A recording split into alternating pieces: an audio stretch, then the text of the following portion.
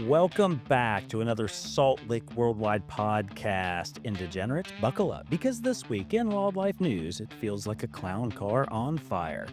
In the state of California, the land of avocado toast and emotional support poodles, see what I did there? Is trying to ban youth hunting. Yep, because apparently Bandy will regulate deer populations better than hunters can. As long as he's holding a yoga mat. So next up, they'll outlaw fishing because it hurts the worm's feelings. Fucking liberals. In Colorado, their elk calves are getting wolf slaughtered like it's a Vegas buffet. And the state's answer? Another meeting. Because nothing strikes fear into a hungry predator like a PowerPoint presentation titled Coexistent Strategies. Yeah. Oh, and then DC. Yep, let's not forget DC. So those Einsteins are cooking up a nationwide lead ammo ban because if there's one thing politicians know, it's ballistics, right? Makes sense. These are the same who couldn't find a safety on a Nerf gun. Now they're Captain Planet with your shotgun shells. Hey, no more lead for you, Oscar. Oh, dang. So, to recap, California's raising bubble wrap kids who think bacon is cruelty-free. Colorado's elk herds are starring, in an all-you-can-eat wolf documentary, and Congress is solving hunting like they solved the national debt. With a bigger mess. Which is why I've got someone today who's the exact opposite of all that stupidity. A guy who actually knows what he's doing in the field, who runs dogs that aren't Instagram props and puts birds in the ear the old-fashioned way.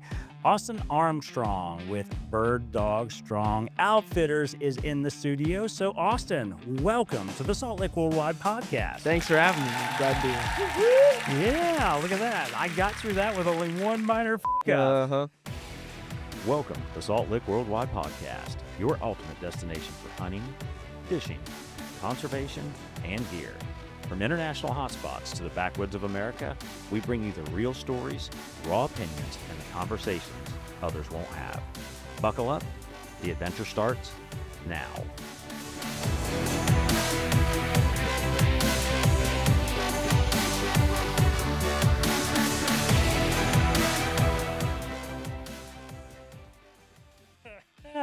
Well, perfect. Well, Austin, let's get it started. So for our audience that doesn't know who you are, and, Oscar actually found you on Instagram, forwarded your details to me. I started following you, and you're getting, your following starting to come along there. You've got a lot of videos that are really cranking out there. And I started watching, like, dude, that dude's got something going on there. Like, it's kind of the real deal. Yeah, we started pretty small, grew pretty quick. Nothing crazy. Honestly, didn't even want to get on social media to start off. So it was more of a chore to begin with, but once it started getting going, look, I'm here talking with you guys now only because of it. So yeah, we're excited. Well, yeah. So give us a little backstory real quick. So just so the audience knows, so basically, who the hell are you, and what is Bird Dog Strong Outfitters? Yeah, so I'm just somebody who loved quail hunting. Didn't grow up hunting a ton. Biggest backstory is when I was little, my dad started me shooting shotguns. Okay. That was our big thing, always shooting clays. Telling you guys before the show, I grew up in upstate New York, the Adirondacks, so pretty much Canada, about half hour from Vermont, about half hour from Montreal. Playing school soccer, our bus driver took a wrong turn, and we ended up at the border, which bus loaded kids at the border. Not a fun time. We were late to the soccer game. Anyways, up there, if you've ever gone back, Adirondacks is a huge hunting community. Kids growing up in school, they're driving their snowmobiles, four-wheelers, and tractors to school. I think there's like 18 kids in my class. So people think upstate New York, they think like, I don't know, Brooklyn, right? No, we're thinking Canada. Yeah, no, they definitely think New York City, 100%. Yep. When you say New York, and I tell you, upstate New York outside of Syracuse, you envision this giant metropolis. No, like there's fun. You had a smaller school than my graduating class was, because I went back, get shit back. School. My graduating class was 32 people. I thought you were going to say 2. No. Yeah. And I still finished second in the class. I'm sorry. Yeah, one of 2, right? Yeah. Yeah, but anyway, keep going. Sorry about that. So, the hunting community up there is strong. Opening day of deer season, half your class won't be in school because them and their parents and their cousins and their uncles are out deer hunting. 100%. Oh, yeah.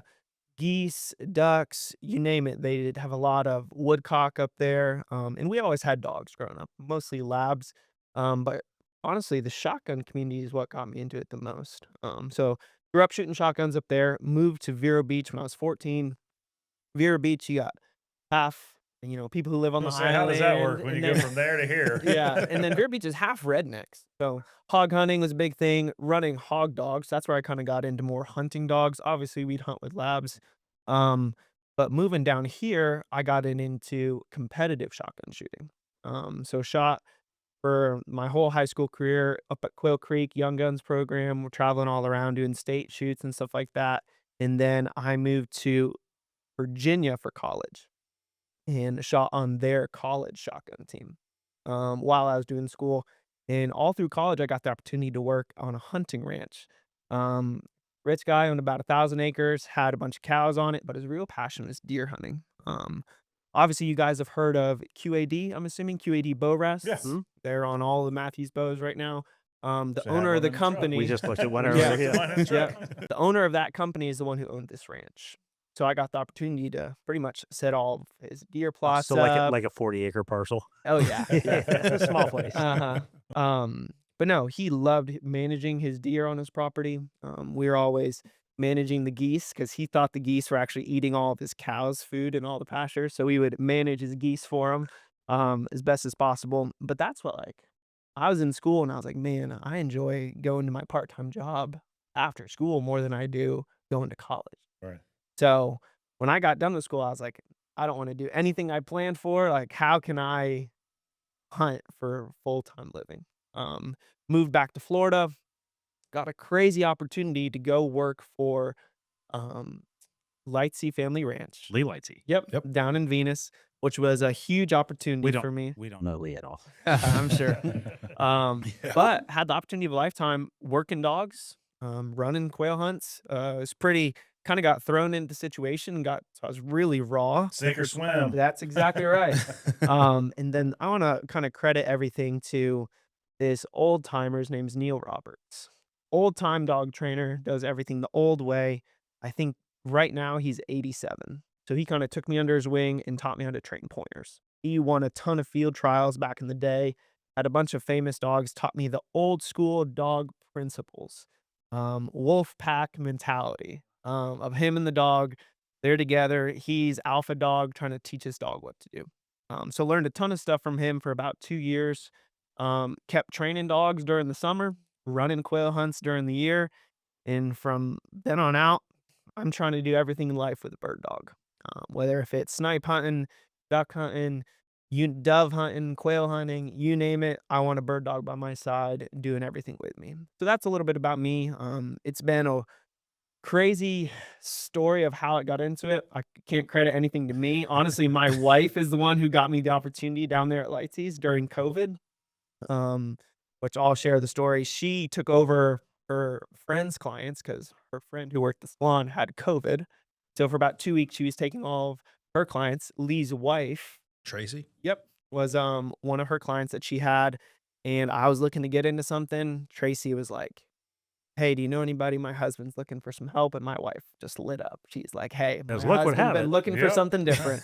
So my wife gave her my phone number, and she came home, told me I'm all excited. Didn't hear anything. About a month later, Lee Lightsey calls me. Took the opportunity, quit my job right on the spot, went down there and started learning a lot. So, and from then, we haven't turned back. Right now, I've had my own outfitter for the past 3 seasons, so this will be our 4th. Started pretty small. I'm still working full time at another place, so right now it's part time. Trying to transition into a full time outfitter, where we're doing mostly quail hunts, branching out to anything bird dog wise. So we have a small client list that is going snipe hunting with me, going duck hunting with me. We're planting dove fields and doing some dove shoots. But anything we can do to have a bird dog along with us, that's what we're doing. And during summertime, I'm helping other people train their bird dogs that they're ready for season when season comes. That's fantastic. Oscar, the next time you find a guest, make sure you know they're not afraid of the camera and then I actually talk, by the way. You talk more as Sean does.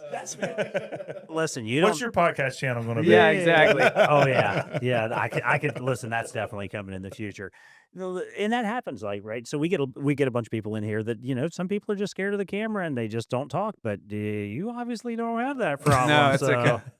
And we got to get Mike liquored up before he'll talk. You're getting better, though. I'm getting better. It used to be a shit show, though. Well, man, that's kind of one of those once in a lifetime, you get an opportunity and go with it. Yep, absolutely. You sound really like into it, like it's excites you. So that's I the mean, main thing. You're happy. yeah, the bird dogs, man. When you have a companion like that to do everything in life with, I mean, I got bird dogs right now living in my house with my wife and child right now. You know what I mean? And So they you get kick to. your wife out of bed for the That's dogs. exactly right. So now she kicks me out of bed, and the You're on the dog couch. takes my spot. That's exactly right. So let me ask you something. So what was there like this? I mean, you told us about Lee, but something that had to spark that, right? So what was there an aha moment, right? Something along the line that just said, you know what, this is what I want to do. Where was that? For most of us, there's something that clicks, right? Something along our life that encouraged that. Obviously, COVID gave you the chance to work for Lee, but what was it in your life that said, just, this is what I want to do. This is what I want to do. So you guys know this, right? Every morning when you're about to go on a hunt, it is so easy waking up at 4 o'clock in the morning. Like you can't even sleep. You don't like waking up? No. He's an afternoon hunter. Okay. Period. I'm an afternoon, evening hunter. Perfect. But anyway, good. Continue. But that feeling of just being that excited to go do something, is just what got it for me. And like, I'm 7 years in doing this full time. And yes, there's some mornings, but most mornings I am excited to go out there and do it. It's easy to wake up at 4. It's easy loading the dogs up, getting ready to go. And just to be able to do that every day, like that's what fueled me. That's what got me do it going. that early because it's too hot to do it during the day. Yeah, especially with dogs, those poor dogs when it gets hot. So, but yeah, just to be able to do that for a living, to provide for my family and to do that every day, I'm just stoked for that. So, and I need to take every day for granted that I get to have fun with other people and hunt for the rest of my life, hopefully. That's what I'm hoping for. Yeah, and I tell people that all the time. It's one thing to have a job, but if you're excited about if it's not work, if you want to get up, if you've got that drive, that passion to do something, then if you can make money doing that, Mhm. man, you've got the greatest thing in the world. Like it's so people just don't understand that. Like it's that 9 to 5 grind, right, that people do, and they've never, for whatever reason, never found that it thing for them. Like it sucks for them, right? Because I felt that. I know what it feels like to be able to get up and say, man, I can't wait. Or, and my thing is laying in bed, right? The night before, we're getting ready to do something. We've got clients coming in or we're going on a hunt or we're doing something and my mind never shuts off. I'm like, son of a bitch. Like, and I'm like, well, these are not real world problems. Like I'm worried about what we're going to hunt the next day and what we're going to say on camera. Like who the fuck gets to do this for a living, right? Right. We travel all over the world. We get to meet cool people and talk about hunting for a living. Like, You get to shoot shit. You get to do all kinds of fun stuff. Yeah. But I mean, that's for us, that's reality. But for a lot of people, they're getting up and going to be a fucking bank clerk or whatever, and they have no, is that the extent of what their life is going to be? I mean, it's very tough, like, because I'm terrible at waking up in the morning, most mornings. But if we're going for a hunt on there, I go to bed, I'm just like, okay, 3 more hours until I get to wake up and go hunt on there. And I'm up and about and even ready to rock and roll. Oh, even Gabby is like, how can you wake up at 3:30 in the morning, ready to go on a boat or ready to just put your boots on and head out to Okeechobee or whatever on there for a hunt? I'm like, I have no idea. You know why? Because you don't have to do it. It's not work. it's a choice. Fun. Yeah, it's a choice. It's so much. When I was in Kentucky, I was like, I think I slept maybe 3 hours the entire 4 days I was there. And you were hungover when you got up there. I guarantee you that. That's true. But even the opportunity to just share that with someone else that's Yeah. never experienced that before. So that's a huge part of it. Well, and more importantly, especially with us in this space now, I have this, for whatever reason, this kind of nagging thing that I want to show it to other people, especially the youth, and get more people involved. And that's been my big thing lately is like, let's see how many people we can get involved. Let's see how many people can reach that may not have an opportunity. And if we can go out and we can take them on a hunt, whether it's a turkey hunt or a whitetail hunt, or we're hunting quail or pheasant or partridge, whatever the it is, right? Get them outside instead of, especially the younger generation, that's grown up in front of a TV and a video game. Get them out there and show them there's more to life. Especially nowadays with Yeah. the phones and all the bullshit. And Yeah. for me, growing up, that was just what my family did. Like so Austin alluded to it earlier. In New York, deer season isn't like just a random day. Like it's a culture. Like you It's a holiday live for up that there, shit. buddy. Yeah. Like you don't go, okay, it's not an opening day thing. You hunt, you miss. Like I never went to school. So hunting season opened on a Monday and it closed Saturday for Sunday, and then you went back at it again. Nobody was in school. Nobody. Like senior skip day, my ass. Like that was you might as well make it a school holiday because we were all out there. And it's just what we did, and all of us look forward to it. But that's the problem with today's kids. I think they've not had the opportunity to see that firsthand or understand what we feel and the emotion that goes into it, and the reward that comes from it too. Well, a lot of the problem is there's not a lot of places people can hunt. I mean, unless you can afford it, like, I mean, these kids can't get, when you and I, and all we hunted, it was almost free. We were poor. That's all you could do. Now, everybody leases up land, buys land, no trespassing, all this shit. So, Well, that's another topic for another conversation, by the way. But that's definitely a podcast coming up. So, so you're not doing it full time yet. You're still part time, right?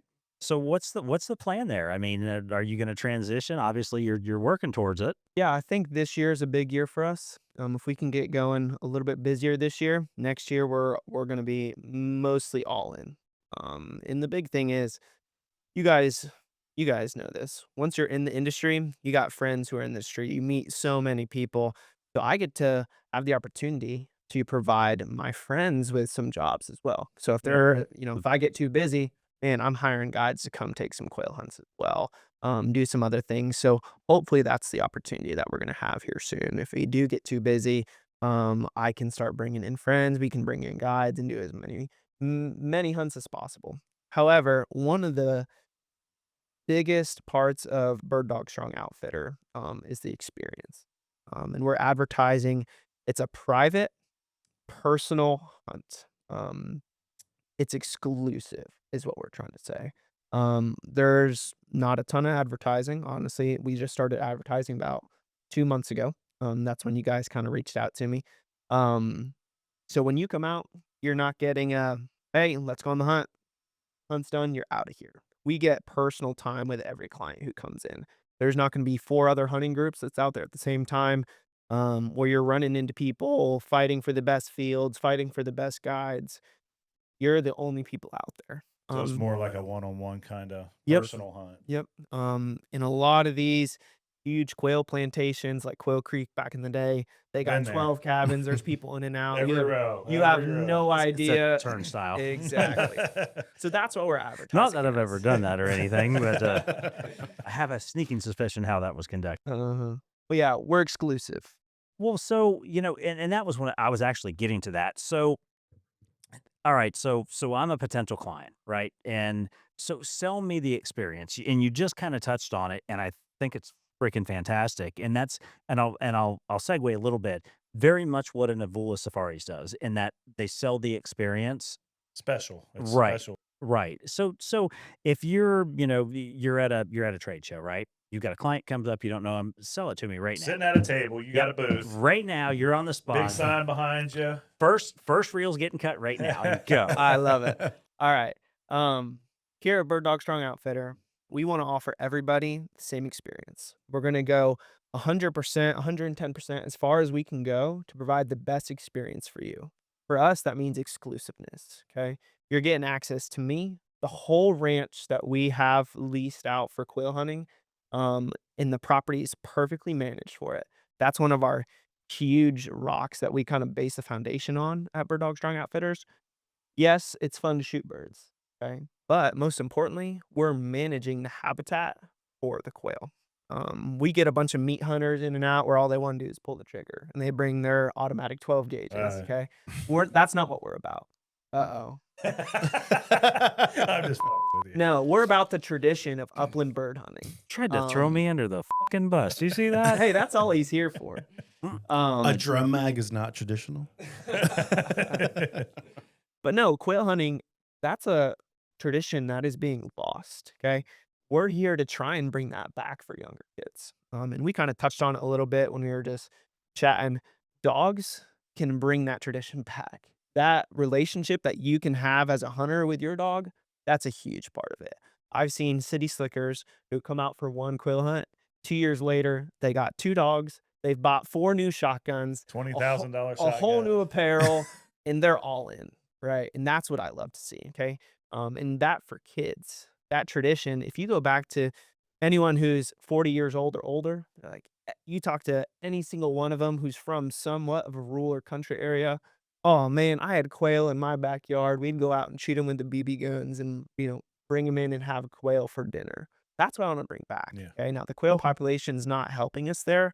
That's why most of these people are going to have to turn to people like us, and I'm glad to do it. I'd love to give people that experience of a traditional upland quail hunt here in South Florida. Well, and you said something earlier, that they start and then 2 years later they're back with dogs and new shotguns. I'm thinking, back in the day, and I've seen it firsthand too.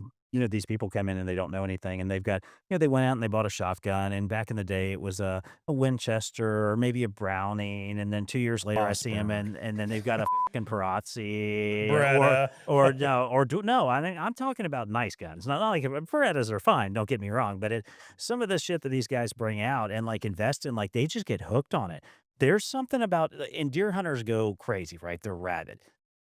If you've ever been about a bird crowd, like that's a different kind of stupid. Like, and you got Phil over there I got some buddies. Yeah. Like bird hunting, and you've not done a bunch of it, have you? No, not a bunch. I've done a couple times. I've actually hunted two places here. I think I can't remember the one you just said a minute ago, the Quail Hollow place, I think, or whatever. Quail Creek. I've done that with Sumner. You did it with Mike, yep. And you hunted Williamson's. They did a bird hunt at Wes's I've done place. it at home a couple times, but that's about it. My thing is, especially for non-hunters, like it's not a turkey hunt, it's not a whitetail hunt. If you get somebody, and it's not a duck hunt either, if you get somebody that's kind of on the fence about hunting or not, and you start them off with a quail hunt like that, a good one, right? Or a good dove field kind of thing, they're hooked for life. Yeah. Like there's no selling it to them shit. after that. They are done.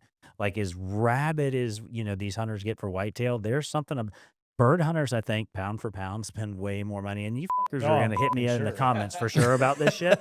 But bird hunters, I think, pound for pound, spend way more chasing their sport than whitetail guys do. Like, it's stupid when you see these rigs and the amount of money people spend on a dog. Fucking dogs too, It's the upkeep, it's the training, it's on and on. It's not just the shotgun or the fucking vest that they're wearing. It's everything that goes into it, and it's an expensive, and it doesn't have to be though. That's the thing. Bird hunting doesn't have to be expensive, but these people kind of get it there. But like, I think it's one of the cheaper things that you can do to kind of get involved with hunting. I've seen your rates online. I'm like, shit, that's a hell of a value right there. Like, you can go have a great time with 3 of your buddies, right? Take 4 of you out there for way less than any whitetail hunt, way less than a turkey hunt, anything. And you're not going to get a shot at something. You're going to get trigger time. And watching the dogs work, like that's a cool thing. When you see those dogs work out there in the field, like you're like, oh my God, like you just get mesmerized sometimes. Especially, and quail are great too. Quail are hard. Quail are one of the hard, pheasant, chucker, shit like that, way easier to shoot. But when you get in a quail field, ooh, that gets like sideways. It humbles you. It does. Humbles you quick. It'll show a good shooter from you get the guy that can shoot skeet a little bit, maybe do some 5-stand shit like that. I think, he's pretty decent, shooter, can hold his own. You get him out there in a quail field, and all of a sudden that guy can't shoot for shit. It's like 20-1 sometimes. He's sending 20 to kill one bird, and it does humble you. It does. Wow. And it's a different kind of hunting. I mean, when people say hunting, you think, all right, we got to be quiet. We got to stay warm. We're going to go sit in a stand. quail hunting, you can be busting your buddy's chops. You're walking, you're talking, you're seeing the dogs work. You're hopping on the buggy and driving around. Can you drink? After the hunt, come on now. You got a long ride back. But yeah, it's a different kind of hunting. It's so enjoyable and it's addicting. We were training some guides a couple years ago, and I was like, guys, listen, you don't have to talk. You don't have to do nothing. As long as people are pulling the trigger at these quail, they're going to have the best time of their lives. So it's such an easy job for me. I don't do any of the work. The dogs and the birds, that's all I need. So my job's pretty easy. I just got to show up. Yeah. And people are If going it to love only it. worked that way, really. Exactly. Well, the one thing you hit on, and I talked about it a second ago, the exclusivity of it. And that's important. You Oh, know, yeah. you get a group of us, like you, me, Oscar, Crazy, or, somebody else that comes with us. It's great to have just us there, right? And it's not like having, and I've been on those bigger hunts where there's 25 people jockeying for position, and you're having hunters that are shooting in front of your you flush a quail at 10 yards and they're number 5 on the line, and they're shooting at 70 across your flank kind of shit. Your I'm right like, ear's ringing a little bit. yeah, I'm and like, son of a bitch. But when you get a few guys out there and you can go and have, and there's no stress, right? A quail hunt, a partridge, pheasant, all that. It's fun. Like, it's just, you're shooting the shit with your buddy. We're having a conversation the whole time. Like, in back and forth, you're just talking on the line as you go, and you're watching these dogs and like, oh shit. It's not like, hey, is this whitetail going to show up? That dog's telling you there's a I've bird seen it. right there. It's pretty amazing. That's for a sure. cool ass thing. And to see those dogs just stoic like that, man, that'll just light your shit up in a hurry. Like, I don't know about you, that gets me hard though. Like, I'm popping partial wood right I now know, just like thinking Addie about back it on too. the deck today. Yeah, You're exactly. like, Addie come out, like, I gotta go get it. Mhm. Get it. We had this guy, every time a dog would point, he'd always just look around. Boom. That's what he'd do right there. It's awesome. But and we talked about the quail a little bit, but you're hunting chucker, pheasant, shit like that too, right? We got both of those out there. Obviously, those aren't native, but it's something to mix it up. And those birds where the stories come from. I've had a ton of father and son, uncles, just guys getting together, family like that, spending genuine time, and just the stories that come out of those hunts. And pheasant and chucker, I love watching those suckers fly.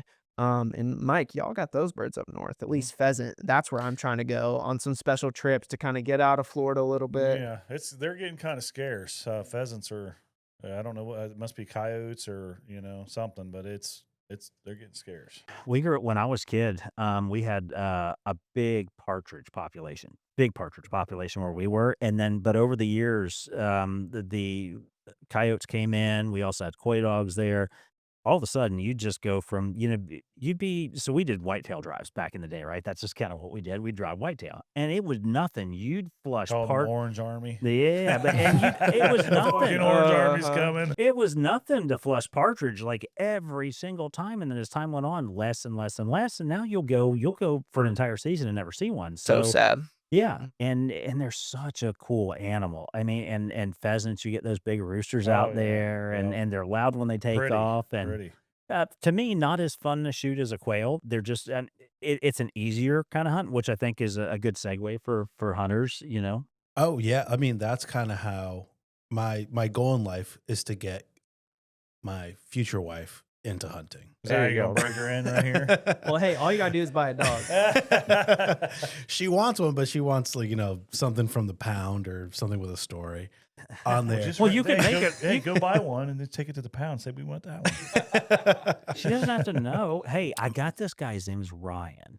There may be another one of them cockers sitting there right now, and I got a line on a GSP that was just born too. I'm waiting for your dog to have puppies. Which one? Addie? Addie. Oh, that's gonna be expensive. No, I get friends and family.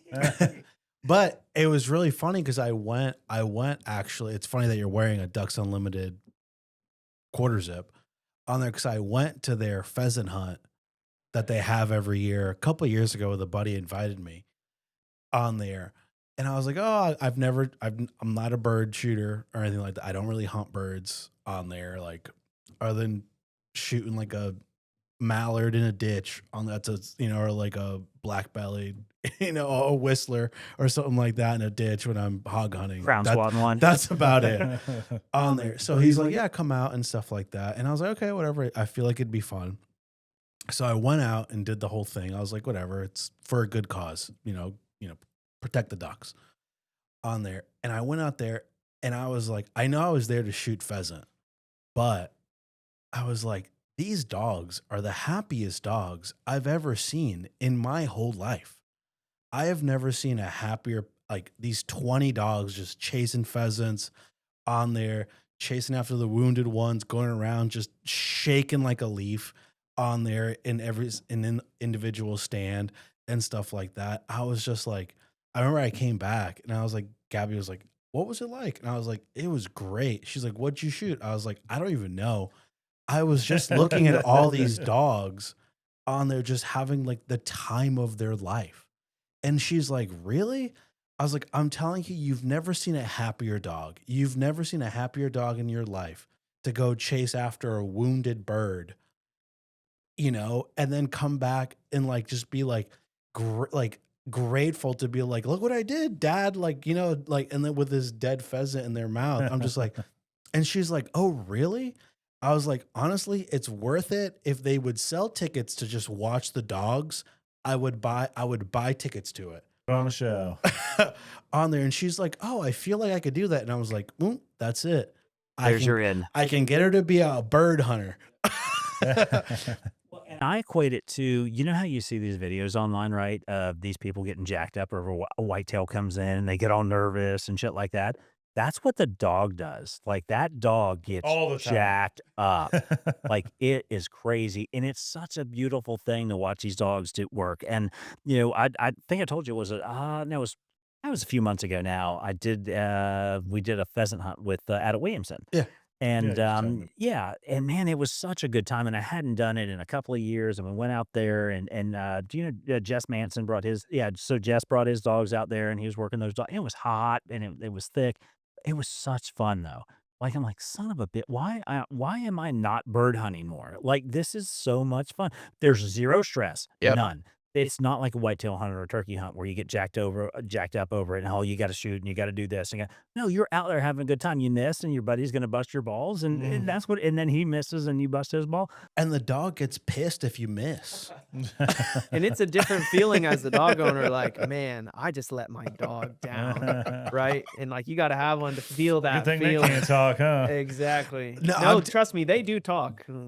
When I was in my stand, I had this dog, and he would look at me, and he'd be like, I'm apologizing to this dog after like when they released He's the, like fucking and awesome. I'm just exactly. I'm just like, I just bought this shotgun. It's a new gun. I'm trying to explain my. He's the guy that brings an 870 express pump out there for his bird hunt and with no choke, and he's got low brass eights in there and can't get the broadside. I was like, this is junky. This is junky federal ammunition. I apologize. But I mean, like, we could get in a whole subject of working dogs. But going back to you and your wife, when I started getting into it, my wife was like, man, I feel so bad for all those working dogs. They're in a kennel, and then they go out and do their job, and they kind of come back. Well, then I had her out there, and she actually got to experience for a couple days. And she said, man, I feel sorry for all the house dogs that live in somebody's house, because these dogs are truly living out here. Like they're fulfilling their life purpose out in the field chasing those birds. And it's crazy, especially down here where it's hot. These dogs will kill themselves. You have to stop them and put them up and water them. They Wow. will kill themselves. It's a beautiful thing. That dog having so much drive Yeah. to get that bird. If you could bottle up and sell it, you'd be a millionaire. Mm-hmm. By far. No, and it's so cool. But so I was watching a bunch of your videos, right? And you've got so you're doing like force fetch and tow hitch training, and that, so I'd never seen that before. So talk to us about that, because that was really cool. I'd never seen that before. You had it looked like it was a wire hair that you had up there, and explain to me what that is, because I still don't understand. I was like, how is that dog sitting there? Like, Yeah, it would have helped if I finished the series. I just kind of started it and it stopped there. But force fetch is a huge part. I kind of started that with Neil Roberts, that old school mentality of force fetching a dog. Force fetch, obviously you've seen dogs go and pick up birds, drop them, and then try and chase the next one. So there's a big force fetch community, where we're teaching dogs to hold and bring things back to us. It's a really kind of sacred training, I like to call, because when you force fetch a dog, you get up close and personal. Like you form a different relationship.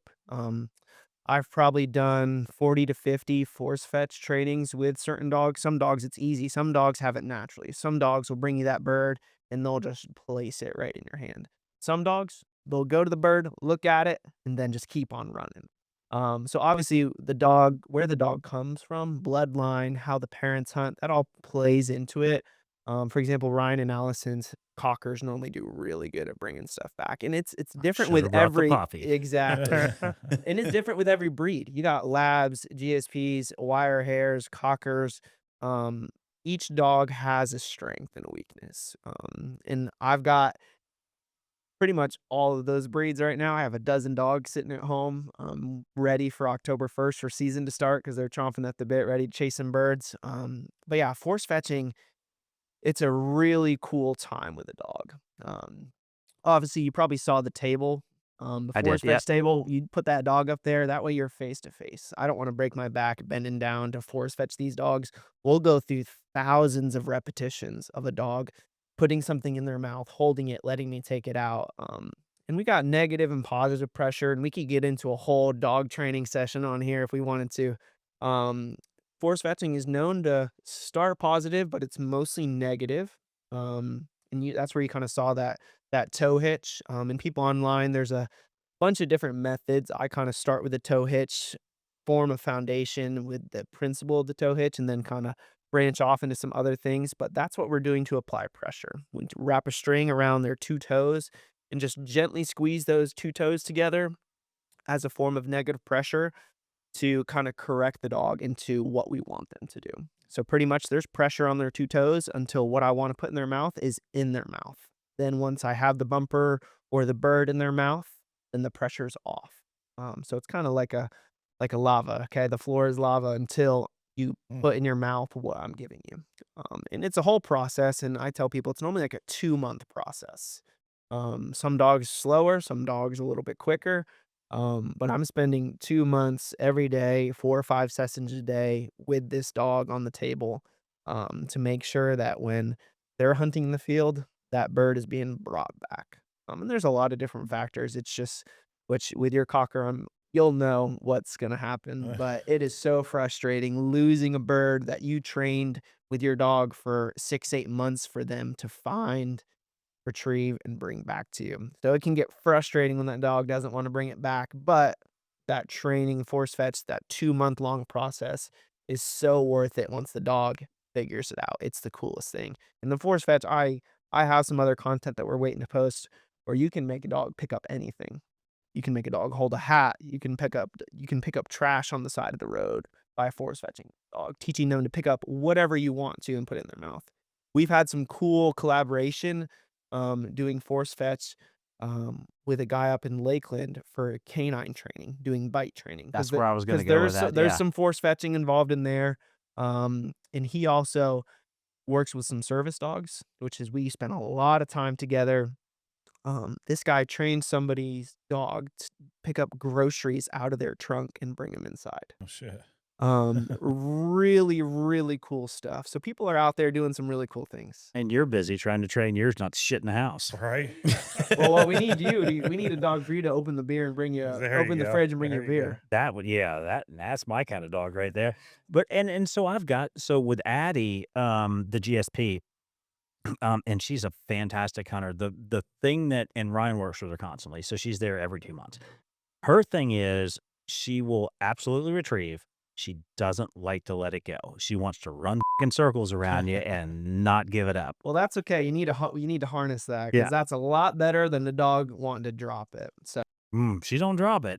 let's get. Well, and you've thrown So, a ball. bitch, it's mine. I ain't giving that bitch So up. you've played ball with Addie before, right? You chuck it out there. She'll bring the ball back, but she won't give it to you. No, she'll stay right there and just run circles and like, hey, I got a fucking ball. Here it is. Throw it. Yeah. Well, you got to drop it first, Right. bitch. Drop it, Addie. No, it's my ball. She's a good dog. Oh yeah.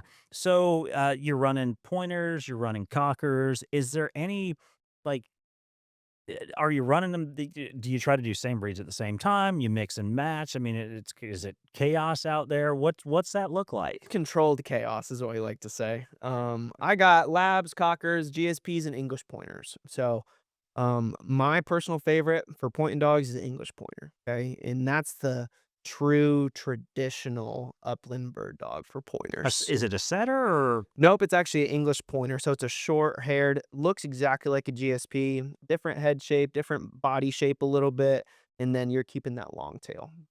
And each dog has different qualities that their strength is. Those English pointers, man, they'll point butterflies, they will point and hold, but they may not bring a bird back. They might not, grab a bird. Those GSPs, they're versatile. Like they'll do anything. But yeah, if you guys come out on a hunt with me, we're gonna be pretty much you're gonna have one pointer out there, and then we're gonna have one is what I call a flusher. Okay. It's gonna be a cocker or lab, and they both have different jobs at different times. And it's beautiful to watch them work I together. just like to watch it. Oh yeah. Yeah, It's awesome. it's just watching. well, and that's the thing. So Addie doesn't flush for shit. She Which will. that's good. She will point forever. You've seen her Oh, right yeah. today. To get her off a point, you've almost got to beat her off. Yeah. Like she will not release, and she'll move. Right, I can get her to move up, but she will not flush. That's why you had to buy another dog. It's getting You- expensive for you real quick. That wasn't the reason I bought another Oh, dog. yeah. That's a good excuse. I Yeah. should have used that Uh-huh. one. Yeah. And we're coming up on, bird season now too. So Yeah. October we'll be able to get after it. But all right. So what about, do you have clients that bring their own dogs? Oh, of course. I mean, that's a big part of the reason why I started. Okay. I've been working for some public plantations, some private plantations. When I kind of switched over to working for private plantations, I had a big clientele who wanted to come hunt with me. Not because I was anything special. I had some great dogs. They just had a great time with me. We were able to put them in front of birds. And then I started training dogs all summer long 5 or 6 years ago. And that was my summer job full time. I'm getting to work with dogs. Well, I've worked with all these dogs. And now they want to come hunt with me kind of during the season. So I had to get something started where I could provide a public place to bring some of these clients out and hunt with them. Because obviously, not a lot of people in the world can afford a private membership at a, exclusive hunting club. Or, Quail Creek. Yeah, or Fine- exactly. Fine Yeah. Creek. Yeah. Yeah. So that's kind of what started. But yeah, people bring their dogs all the time. And honestly, the dogs is what keeps bringing them back. Quail hunting is a beautiful thing. You can come once a year or you can come once a week. It's Wow. like golf, you know what I mean? You can go out instead of going out golfing, playing 18 holes, you can go spend 3-4 hours during the morning just walking the quail fields with your dog. And you've seen this, I'm sure. You start grabbing the shotgun and the dog just knows. You start grabbing your vest, they start going crazy. You better not leave them behind either. So you've not been at the house during hunting season with Addie. With Addie, she doesn't differentiate between a rifle and a shotgun. It's a gun. The gun comes out, and especially when that orange vest comes out, that dog will eat the glass out of the window to get in that truck with you. She knows she is going at that point in time. Like she doesn't give a shit about anything else in the world, and it's go time then. Yeah, and that dog It's a is. good dog. Sure. But no, it's cool to see it though. Like it's just a different type of hunting, and it's an affordable hunting too, comparatively speaking. Yeah. We talk about all these other hunts that we do, and we go around the world and we hunt. But just a bird hunt is something that I feel like pretty much anybody can afford. It's not going to break the bank, and it's so much fun. Especially you get in a good quail hunt. Not to mention a pheasant or a chuck or something like that. That's on. But it's action packed. There's always something going on. You're not sitting in a deer stand. You're Right. not sitting back in a turkey blind, calling and trying to work a turkey. And like you're always moving. You're bullshitting all the time. It's fun. It's camaraderie. Smacking each other on the ass. Good job. Or hey, you fucking suck. You missed your Yeah. 15th one in a row kind of thing. It's just a really cool thing. Oh yeah. Bird hunting is just entirely different, especially if you haven't done it a bunch. The problem is it's addictive as shit. Like if you do a proper bird hunt, like you're going to go out, like you may start with somebody's borrowed shotgun that you may come in 2 weeks later and you just, you started with a Satori and then, hey, what about this Perazzi or what about this or that? And, hey, what about choke tubes and what do I need for this load? And that it gets like these guys get crazy with it. and it's awesome. But and you could go out there with an 870 and have a blast yeah. if you wanted to. Doesn't matter the gun. It's just this people just kind of go crazy with it, and it's an affordable thing. And I've seen your price. Like I said, I'll go back to that. Your prices are fantastic. And you process and everything for them too. Yeah, so and that's a big thing. Like when we get into conservation stuff, a lot of these kids, younger people who've never hunted before, and they come out, it might be a corporate event that gets them out in the field. Okay. And then once they've been out there, they're hooked. But we're trying to focus on the tradition of upland bird hunting, right? We're teaching them the right way to shoot. We're not teaching them to blow birds off the ground. All right. We're trying to teach them just the classical Dang. tradition of it. Yeah. But yeah, when they're done with their hunt, they're getting vacuum sealed, cleaned birds from the hunt before to promote them taking their game home and eating it. That's all. Right. And That's quail are great. delicious. You can do a ton of different things with it. Were you in culinary school? You said have some culinary background. I was. Okay. He dabbles. I know. Okay. I know what to do with it. But yeah, there's a ton of different things you can eat do. it, don't you? Just fry it. Just right. Some quail biscuits and gravy, delicious. Smoked quail, fried quail, you Quail name it. gumbo. That is Quail like, poppers. Yeah, there you go. Quail Quail poppers. poppers. Mhm. Man, that shit is off the chain good. But all right, so there's one thing I saw too. What is this Cooper's Corner thing that I saw? Talk to me about that a little bit. And yes, I researched a little bit before the podcast. That's so- good. I like it. Yeah. We're in a transition phase. We're growing a bunch, which is really good. I'm trying to set up my career through all this, and it's worked out pretty perfect. I have about 6 months of quail hunting during season. Runs from October all the way through April. Then I got 6 months of off season. So probably next summer we'll transition all of our dog training into Cooper's Corner. So Cooper's Corner is going to be the dog training facility, is going to be the dog training complete setup for bird dogs, for house pets, for obedience pets. That's going to be our new facility, which is actually in construction right now. We're in a really cool phase of growing. So that's what Cooper's Corner is. All things dogs. And Cooper is kind of my main man. He's the dog that sleeps in the bed. He's the dog that goes with me on all my personal hunts. He's on most of my guided hunts. I think he's a pretty cool dog. I'm a little biased. He's got his own goggles. He has probably the most drive out of a Cocker Spaniel that I've ever seen, to the point where I could shock him if I wanted to, and he's not coming back until he has that bird in his Oh, mouth. shit. And we've had a chance to work with Hathaway Gun Dogs, where he studded a few of their litters for them. So he's a really cool dog. Actually, straight out of England is where he comes from. He's a part of the English Cocker Spaniel. Maladell X Factor was the famous English dog that he's out of. So we've had that opportunity to kind of carry his bloodline. I've had a couple litters with him. Hathaway Gun Dogs has had a couple litters under him. So that's where we get Cooper's Corner from. It's cool. No, that's So- cool. I'll take one of those. There you go. That's what I'm talking about. Well, I think Allison. So that last litter where I bought Kimber, they only had 3. So, and that was a weird story too. So I've been wanting. I grew up with Cocker Spaniels, so I wanted a Cocker for years. We had Addie, and it was a horrible timing with the baby, right? So the baby was just born, and before they had, the litter just came out. I'm like, oh shit, yeah, I want one. And Jenny said, oh no, these are all females. I'm like, well, yeah, that's what I want. I want a female. I do not want a male, especially home with Addie. I don't want to with that. She's like, I thought you wanted a male. So we call Allison. She's like, yeah, no, I mean, and these puppies were 2 weeks old at the time. I'm like, I want that black one right there. She's like, are you sure? I'm like, yeah. And then by the time it was said and done, like that dog just, when you met her today, like super chill, well, she's not chill. That's a bad explanation of what that dog is. But have you ever seen a 9-week-old respond to commands like that? Not at all. She goes place, she goes kennel, she'll retrieve already. I mean, she literally At 9-10 weeks old, it's crazy. instantly nothing. She likes treats, though. Well, you have to I do reward know her. that. Yeah. Yeah. Listen, if she's not eating the baby shit and she's not shitting on the floor, she's going to get a treat when she comes back in, kind of thing. But no, I mean, those dogs, some dogs just have it and some dogs don't. And Ryan told me, he's like, listen, when I picked up that dog, he's like, listen, this dog, I think has got an on switch. Like she will just go crazy, and they put her in a pen with Quail, obviously, to see how she does. And she tore him up, but then she'll come and sit in your lap and just chill, just instantly. Great, just- great on-off switch in the house, especially. Yeah. So And she does. So And that's one of those things. Yes. Okay, so we are back. Oscar, did you bring you some beer? No, that's for me and for me. Okay. And there's a cool And for me. I got a foot rest. All right, so we just talked about Cooper's Corner. So one thing I did notice, and this may or may not be true still.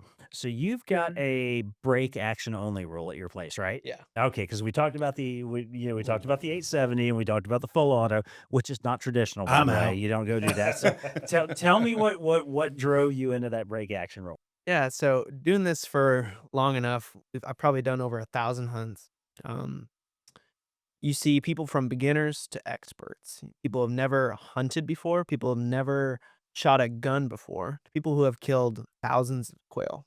And again, upland bird hunting, we're about tradition. Okay? We're about doing it right. We're not gonna ground and pound these birds on the ground. Okay. Why not? So the big thing is like, and I'll tell people this all the time.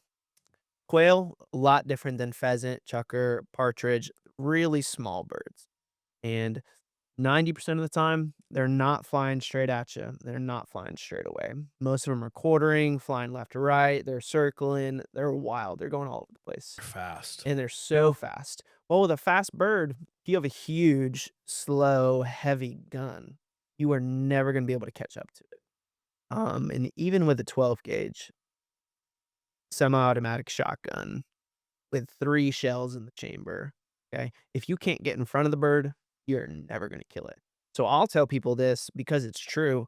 You're better off with a 410, 28, or 20 gauge gun that's lighter, where you can actually move the gun and get in front of these birds and shoot the bird in the head because that's where you want to hit it at. For the break action guns, it makes my life much simpler. And I'll tell people this all the time. I hate safeties on pretty much any gun. I don't want people to think about the safety. I want people to think about whether they're putting their finger on the trigger or not when they're ready to shoot or when they're not ready to shoot. So I tell people with a break action gun, when the gun's open, it's on safe. When the gun's closed, it's on fire. And there has been hundreds of opportunities missed because they forgot their safety's on. Well, if people are going to forget the safety's on, they can also forget that the safety's off. I don't want it to be I don't want the safety to be a comfortable thing. And this might be controversial or not. This is how I kind of run my hunts.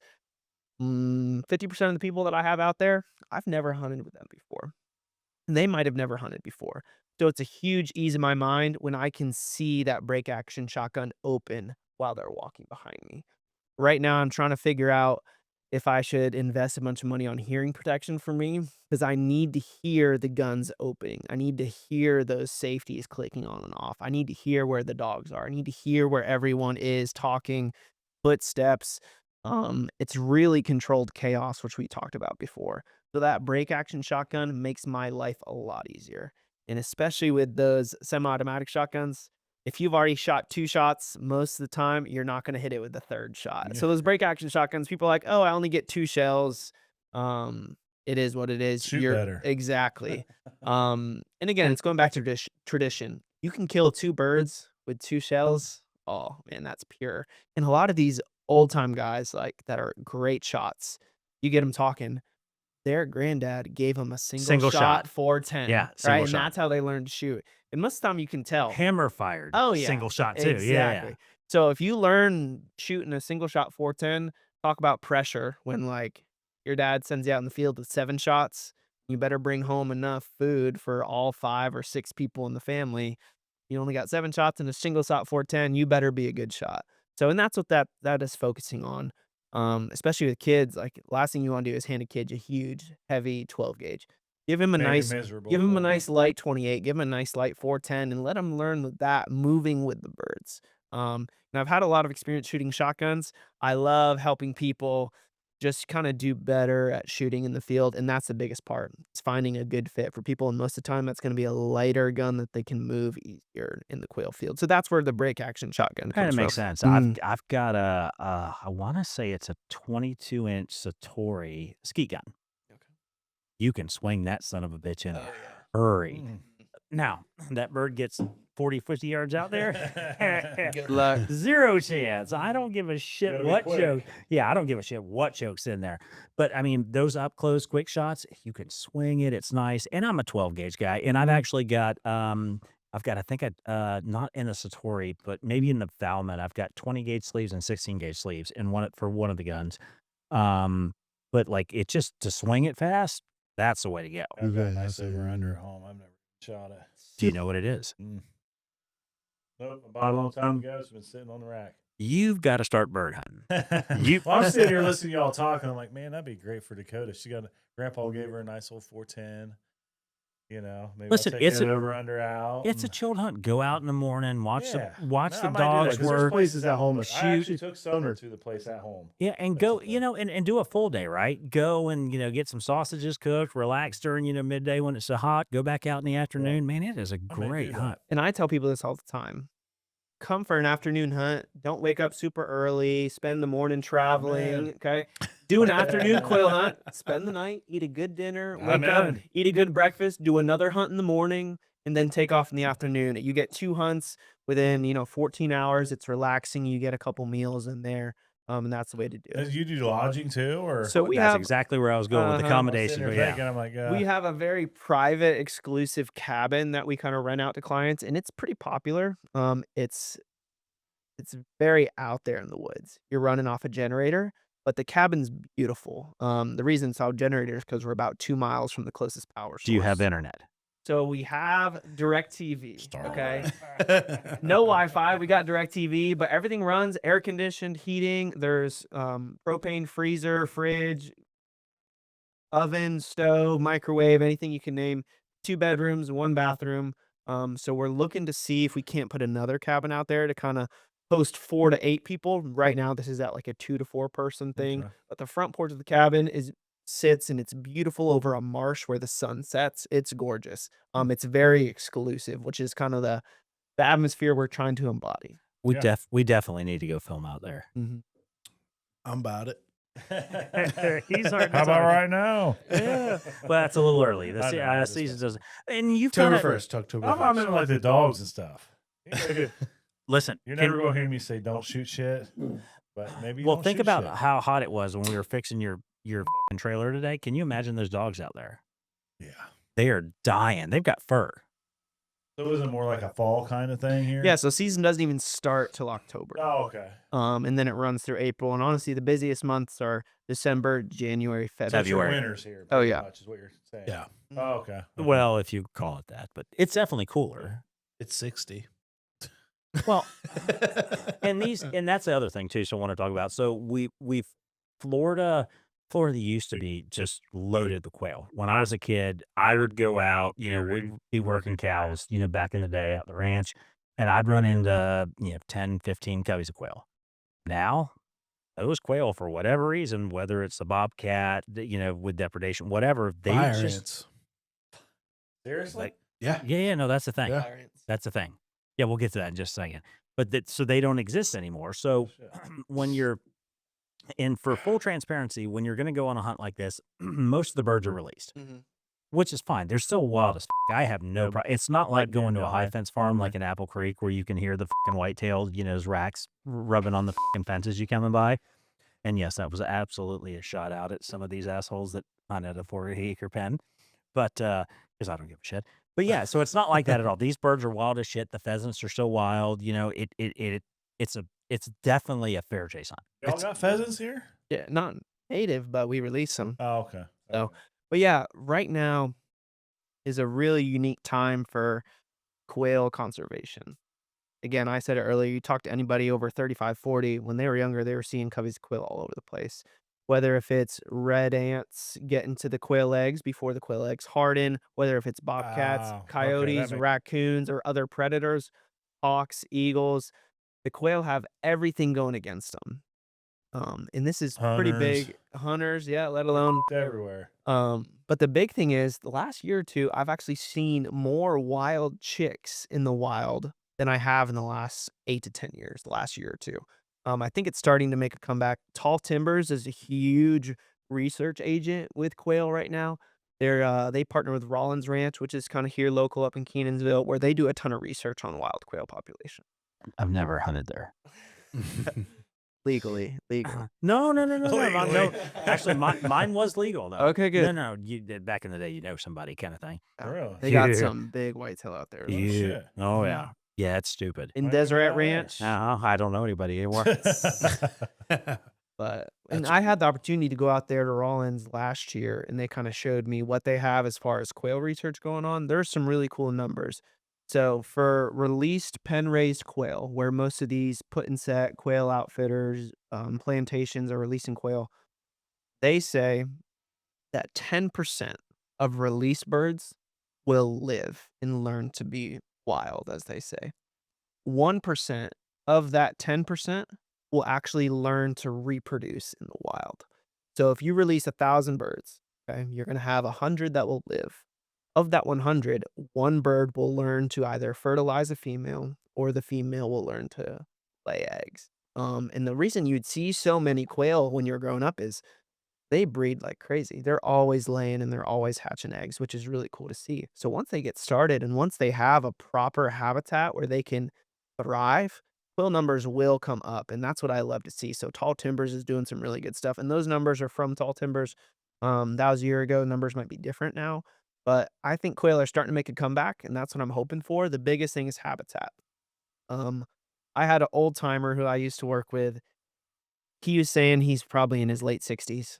One of the biggest factors of the quail decrease is simply habitat. A lot of these farmers in Florida, melons, strawberries, whatever, when they started farming on plastic 10, 15, 20 years ago, they're herbiciding everything, pesticiding everything, and they can reuse that same farm every single year because it's on plastic. So they're not really doing anything where back in the old days, they would have to switch fields. They'd have to give the field a year or two break and allow the quail to come in and eat all the grubs, the worms, the insects, and quail would thrive. Now that everyone's farming on plastic and trying to making everything so efficient, that's where we're losing some of those quail populations. It's strictly because of farming here in Florida. Well, and habitat's a big thing. We talk about it like in Kentucky, for example, the farms there.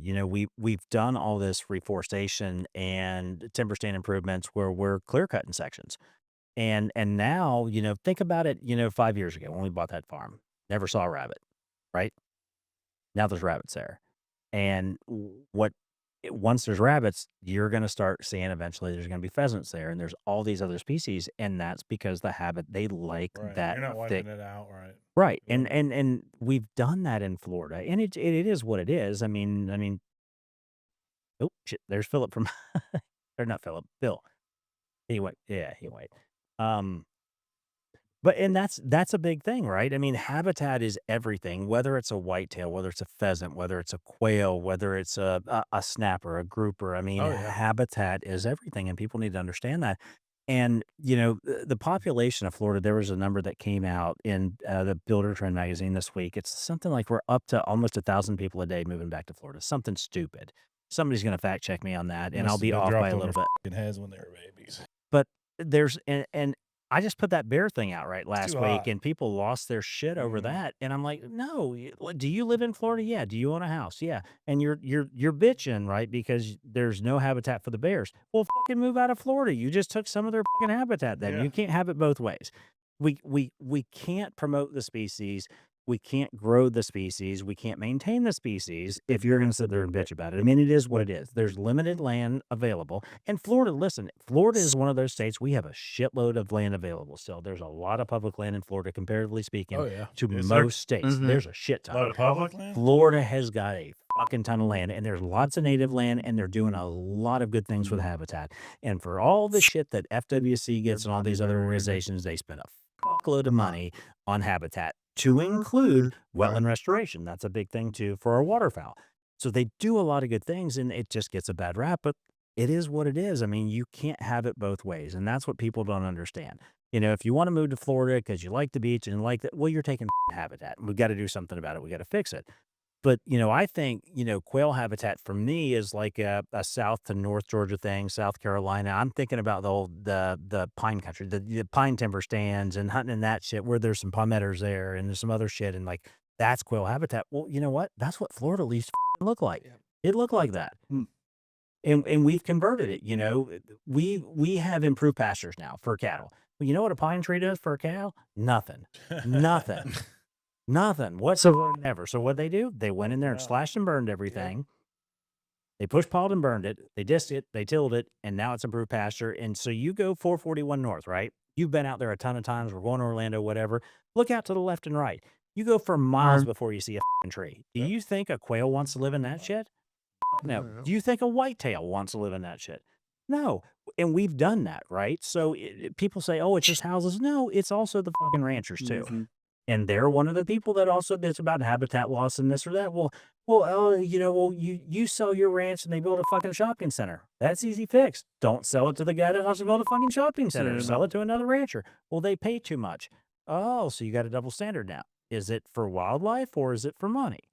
Right. Money always wins at the end Yeah, of the right. day. But I just went off on a big tangent again. I can see the text now, all the comments, all the shit coming through. I don't give a shit. All right, so let's talk about rookie mistakes. So let's go into what was, from your perspective, what is the funniest or dumbest thing you've ever seen like a first timer do during a hunt? All right. You've The gotta first have a thing good that comes to story. my mind, this guy came with his 12 gauge. He had 3.5-inch number 2 duck loads, which I loved it. I was like, hey, I made out great because I traded him for some birdshot, and I just straight traded him because that ammo he's paying is probably $35 a box. So that's a big one. My other favorite is when people show up in ghillie suits, right? Camo head to toe, which is great. They're hunting, so they would think they need to be in camo. I love it. First thing I do is give them an orange hat and an orange vest, and then they can sweat for the rest of the walk that morning. So that's a big one. And then we already talked about people showing up with their huge home defense 12 gauge shotguns. So those are just a handful, but they're pretty easy to spot if they never kind of been out on a quail hunt. But hey, more for them to buy, more for them to invest and learn for the next one. You were So, gonna say Yeah, something, well, would you? it's just something I want to say, just thinking of that real quick. So let's say that I was just Joe Smo, never done anything like this before in my life. Don't own any guns, don't know anything about it. Do you offer anything like renting guns, selling ammo, any of that? Yep, that's what Okay. we got. We got rental guns on the buggy. We got rental ammo that we can let them buy. I bring vests. I bring hats. That way, they can hold their shells. They can have something orange on. Pretty much all I need people to do is show up. Just show up. Yep, I got eye protection, ear That's protection. awesome. We bring drinks and snacks for them. That way, they don't get angry and they can't Good. just put an excuse so they haven't had water. One-stop shop. pretty much Exactly everywhere. right. That's cool. That's cool. And trust me, where we're at, there's no store close by, so You're I better not have running it. to Walmart. Exactly.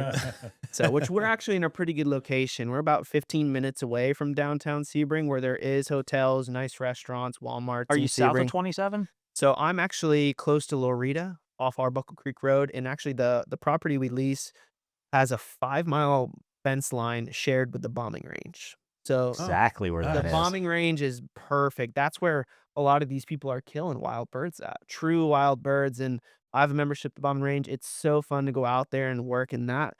Obviously, it's run and operated by the state. So it's kept, it's burned, it's chopped. There's burn rows, hedgerows where they can cut and you can walk and work the dogs.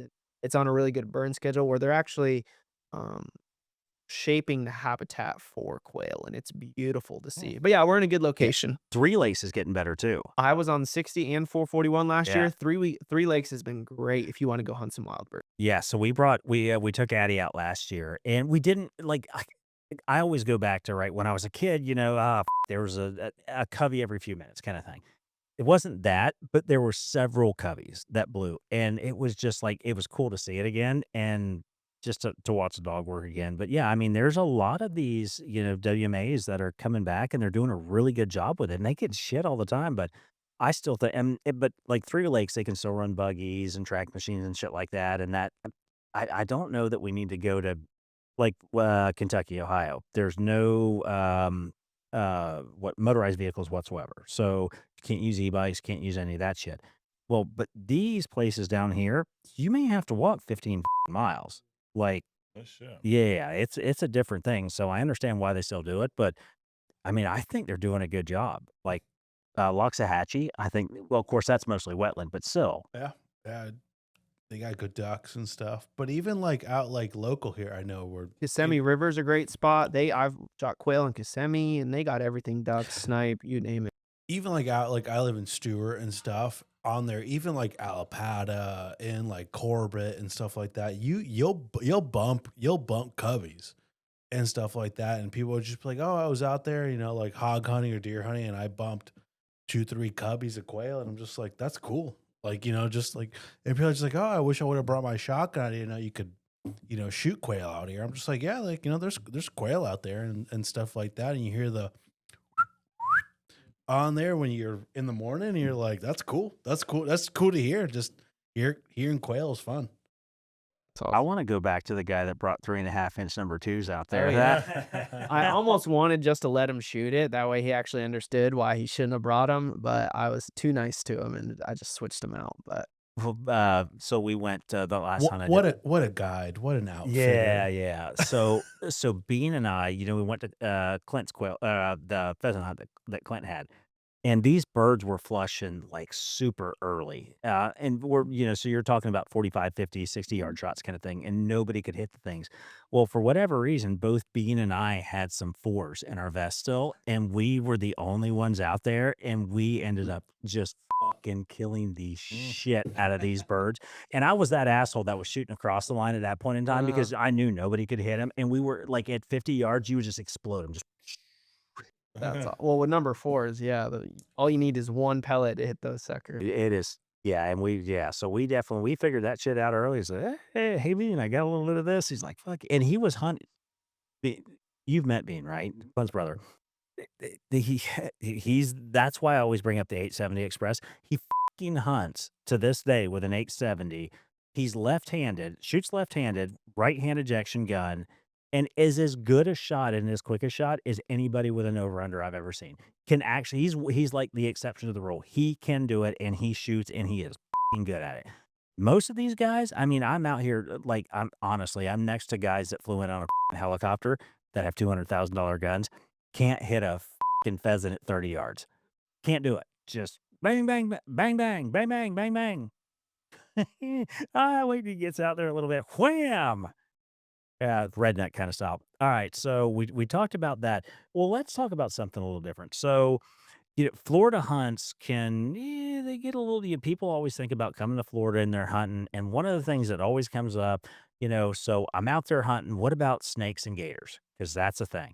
So let's talk about that for a second, because that's a big myth. Well, it's not necessarily a myth, but it's It's not a something that myth. people think about coming to Florida. Like, tell me Yeah. about that. What you do to mitigate that a little bit. Yeah, so we've had bad experiences with both snakes, gators. Neither are fun. Neither are fun to talk about, but you have to. You got to inform people. Especially if they're dog owners. That's the biggest thing. You brought up, do people bring their own dogs? Yes, and that's my favorite when people bring their own dogs. First question that they ask me is like, "Hey, how many rattlesnakes? How many gators have you seen?"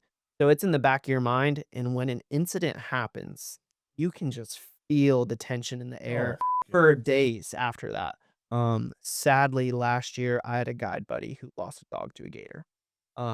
They were chilling at the buggy. The dog went to the water hole, little 7-footer, got it. Guide went in there after the gator. I've never seen anything like that, where he was prying the gator's mouth open, regardless of what his life was. All he cared about was his dog. Mm. And you could see that passion. Rattlesnakes are a big thing. You'll see so many people in chaps, which is good. Tall snake boots, whatever you can get. Um, I've personally never had a bad experience with a dog getting bit. They've had some pretty good research on the rattlesnake vaccine. It's a 2-part vaccine. From what I've seen through other people's dogs, the vaccine doesn't save the dog. It prolongs the time that you have to get your dog to the vet. Any little bit helps. I've taken my dog through some rattlesnake schools where pretty much when the dog hits the scent of a snake, No they're shit. hit with negative dog pressure that they will remember for the rest of their life. And it's pretty cool to see. With any sort of dog training, everything is just association. So all they're doing is associating scent or even sight Sound. or sound with that rattlesnake. They're trying to get all three in that one 15-minute session of they have a snake that's either defanged or it's in a cage. where they're taking people's dogs through dog school to avoid rattlesnakes. Never heard of it. That's pretty cool. It is really, actually and, Didn't know that was a thing, people will yeah. pay That's really cool. good money to go to these rattlesnake schools, and the trainer will spend 5-10 minutes with your dog, and the dog's done and on to the next one. And hopefully all it takes is 1 or 2 times for that dog. And it's all prevention. You'll never be able to completely avoid that. Or in the Right. back of your mind, you can never say my dog is 100% Like a okay. condom. You hope it works. 99.9%. There's 3 things in life I don't with, right? No, but and that's the thing too. These and I'm going to say the vast majority of people don't understand what these dogs mean to people. Like my dogs are my kids. I'd sacrifice a dog before my kid. However, there's a close fucking second. So when something happens, it's like losing. I mean, it is. It's Family a losing a member. love. Yeah, it's a family member. Family member. Yeah. Think about Lily for you. Yeah. Well, you'd fucking lose your shit over that. Yeah. You're big, tall, burly, Viking-looking motherfucker, and you'd still I'd fucking kill a motherfucker for that. Dog. yeah. And and think about it. So that's your person, right? Your dog. Imagine how much time Austin's got with his fucking dogs. Oh, I know. Imagine what that listen, feels you like. Tell me about your dog. I get it. I don't have a hunting dog, but I get it. And you It's see that a lot of bond it. piece. Oh, yeah. Yeah. Like waterfowl, especially around here in Okeechobee, people's got to really worry about gators with dogs. And sadly, you hear about it a lot more than you want to on people losing a dog to a gator around here. And unfortunately, it is. It's inherent to the activity we're doing. I mean, it's not, you can't just say, oh, I'm going to go kill all the gators because I want to duck it. You can't do that shit. I mean, it's not going to happen. It's not feasible. It's a risk. And, even you go to these big places like Arkansas, right, where they have the giant migrations and Yep. they're killing these waterfowl. Okay, well, there maybe not gators there. What about a rattlesnake? Yeah. What about a cottonmouth? Cottonmouth, What about Moccasin. all that stuff. Addie with a cottonmouth? Remember I showed you the pit? Well, you were there when we had a cottonmouth come up on the back crawling porch. across the backyard. Yeah, I'm like, he's like, what is that? I'm like, no. You see that triangle head? Don't fuck with that one, right? Yeah. And the dog doesn't know any Yeah. different. The toy. She thinks it's a lizard, right? My dog, Addie, chases fucking lizards like crazy. She can't distinguish between a lizard and a snake. Most of the snakes are fine. Yeah, she may get hit or whatever. She's fine. She gets a cottonmouth, she's fucked. She gets a rattlesnake, she's fucked. Or she. Or gator. Yeah. Well, and we've got fucking giant iguanas in my backyard now. Then you go with an iguana, she's gonna tear your ass up, and she will dive off in the water after an iguana. She shit. hates those things. Did you have something? I saw you had something real quick, and I kept talking over you. I apologize. No. I mean, it's just one of those things, being down here and everything and stuff. And it's crazy to tell people on there of just how much these dogs mean to them on there. It's not just a hunt, and it's not just a oh, I'm gonna go out here and I'm gonna buy this Beretta gun and blah blah blah and all this stuff. It's the dog. It's a bond. It's It's just it's and shit happens on a hunt and stuff like that, and it's just it's weird to be me and my best friend are gonna go on a hunt on there, and it might just be that one saw palmetto bush on there, and there's never been a snake in there ever on there. It's the one flag pond. There's never been a gator in there ever on there, and it only takes one. It's tough, on there to lose your best friend and just Yeah. There's no different than all these fucking people saying, what if snakes, gator? Well, what if the guy driving down the road's texting and hit you head on? Well, It's same shit. I mean, it's the what ifs. and I want to move off the subject for a What second if? because it's morbid as. What But- if? Remember the story when I first bought the properties, the first properties in Kentucky. So we've got a big rattlesnake population, a big copperhead population there, supposedly. And these, my neighbors, which are all nice, I love my neighbors to death. And, they would say, hey, man, you got to be careful out here because we've got copperheads and we've got rattlesnakes. I'm like, motherfucker, I grew up in Florida. We grew up looking down before we took a fucking footstep. Oh, no, but these are big. I'm like, have you ever been to Florida? Everything wants to bite you, Yeah. kill you, eat you here. Even the mosquitoes want to. Yeah, you guys don't understand. Kentucky, we've seen how many? I've seen rattle. I've seen copper. there. But how many? Not very many. And small. But I've never seen a big rattlesnake. Not comparatively speaking. The copperheads are small. I fucking thought I had a copperhead in the house. Yeah. There's a little bitch. He ran like a little girl. Yeah, I thought it was a He copperhead. I wouldn't come stepped in the on. house for like 4 hours. I stepped on what I thought was a copperhead inside my fucking house in Kentucky. I was out. Like I was checking out. I was done. That's a story for off camera. But so going back into this real quick. Well, So before you change yes, subjects, please. little story. I brought my brother down to Florida. He lives in California. He's been there for the last 10 years or so. Never really hunted in Florida. We went to Kissimmee River snipe hunting. Snipe hunting, you're walking in 2 feet of water the whole entire time. I got my little Cooper dog with me. He's running around having the best old time. And my brother is not seeing these birds get up. Like, brother's name's Cody. Why aren't you shooting? You're not even pulling the trigger at these things. I brought you down from California and to shoot some snipe, and you're not even pulling the trigger. He's like, I can't stop looking down. Like, you're walking in 2 feet of water. There's snakes, there's gators. He's so scared. So back to that subject of people thinking that there's like gators and snakes. They're out there, They are. but Yeah. they're gonna get you whether you're looking at them or not. If they're gonna get you. And that's the thing. I find myself, for whatever reason, I pay more attention in Kentucky than I do here. So I'll go out, whether it's to the ranch, I'll go out with Jenny's dad and we'll go out. I never think about a snake, never think about a gator. It's just something I grew up with, right? When I go to Kentucky, especially when we're shed hunting, it's spring, the snakes are coming out, or this time of year, especially when it's super hot there, we get to, because it's super rocky there. Dry and hot. I'm cognizant of stepping over that piece of timber that's fallen down. There may be a copperhead there that'll get you, kind of thing. And I don't wear. I mean, I bought snake boots years ago, but I stopped wearing the things. But it's like a thing. When I'm here, I'll go off in fucking flip flops, tromping through shit, or kick them off and just go and never think about it. I get there, I'll say it's just kind of a weird mind that goes on. That's what people tell you. Yeah. I've never thought about it in Florida. That's good. Don't think about it. I So don't how fucking think about it anywhere. I'm more worried about the chiggers in it. Oh yeah, he is eat up. I've never thought about it. I've waded through chest high water through a ditch on there in public land and stomped through whatever saw palmetto flat on Listen, there. at the end of the And day, I've never thought about, and like I've looked over and been like, all right, there's a gator over there. There's a gator over there.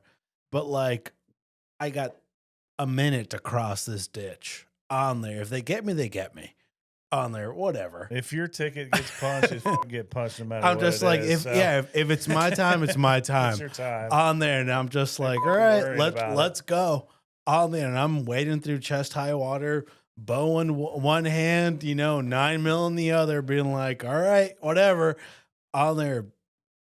No, 8 of these bullets are for the gator. 1 of them is for me. I'll mind for just a second. So we're talking about Florida and snakes and these other states that we hunt in, right?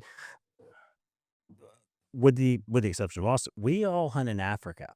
How many times have you thought about a snake when you're bailing off in the bush there? I never did. Have you ever seen the fucking snakes that are in that fucking part of the world? You know why? Because I've never really have been shown them or heard about them. I just, Have you ever heard of a black mamba? I know the stories you hear, crazy. Dude, you know how much shit we trample through? A Cape Cobra. Yeah. Fuck, no, I didn't think. No. Nothing, right? You don't think No, about it. I don't. And the shit that we've been through, I and give two shits. like you've been to 4 countries in that continent with me now, kind of thing. You've been over there. You ever think about a snake? I thought about a leopard like once, and somebody's like, if it gets you, it gets you. And I was like, all right, whatever. And then never thought about it for the last 3 years. I'm like, whatever. Dude, I trampled through that country with a bow after Cape Buffalo. I know, I was there. So fucking snake is nothing. I spent 10 days on a camera behind you hunting Cape Buffalo with a fucking bow. Yes, I know. Mhm. I never thought about a snake either. No. I was worried as about that buffalo. Yeah, You're damn right. definitely- Fuck a snake, that buffalo. Yeah, gator, nothing compared to. It'd be kind of cool to get like, if I'm just like, he got gotted by a Cape Buffalo or by a gator. I'm just like, that's kind of cool way to go. It's better than getting like, oh, he got killed by It's better than cancer. yeah, he got killed by a Hyundai Sonata.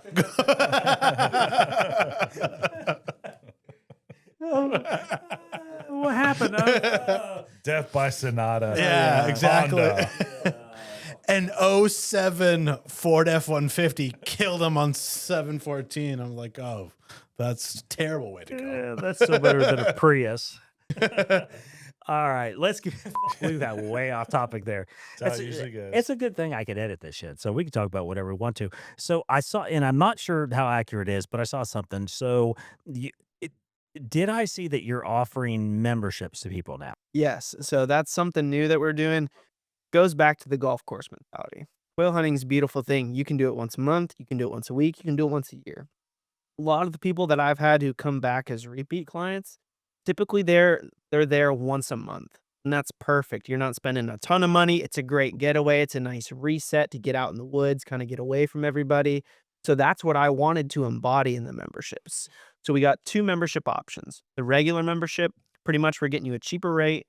We're giving you a few more birds allowed in your limit. And it's still roughly 6 hunts, which is 1 hunt a month during season. Season's 6 months long, 1 hunt a month. That's perfect. Second membership, same thing, 6 hunts. However, this is the unlimited package. You kill as many birds as you want to, pheasant, chucker, quail, no matter what. You're prepaid. So I have a lot of guys who come who are really good shots. They're just licking their chops on this unlimited membership. That's really worth their money.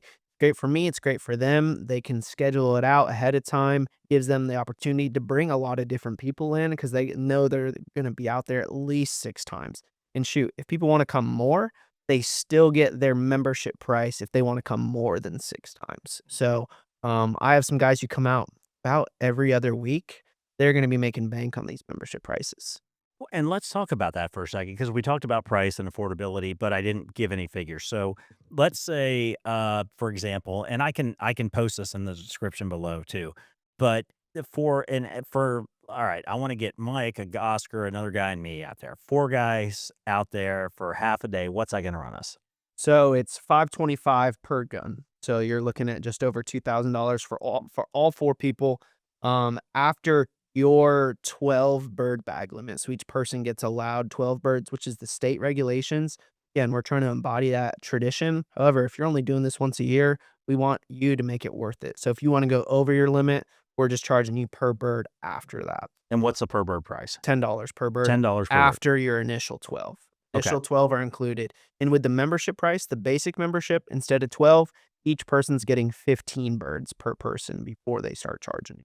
And what is the norm? A full day hunt, a half day hunt? What are you seeing? Normally it's half day hunts, typically around 3 hours. We will either do morning hunts or afternoon hunts.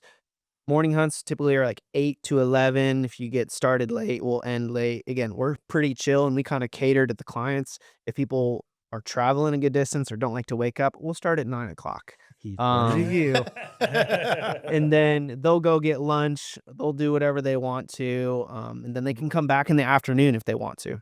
And afternoon hunts are my favorite, especially when you get into December, January, February, when the sun's setting a little bit early. You start at 2 o'clock and that sunset is just beautiful out there. You won't see a house for miles. All you'll see is fence post, palmetto flats, pines, and trees. So What's that run you? the afternoon hunts? No, like a membership. Membership. All right. So the regular plain membership, $6,000. And I'm telling people to prepay before season. That way they kind of get into it.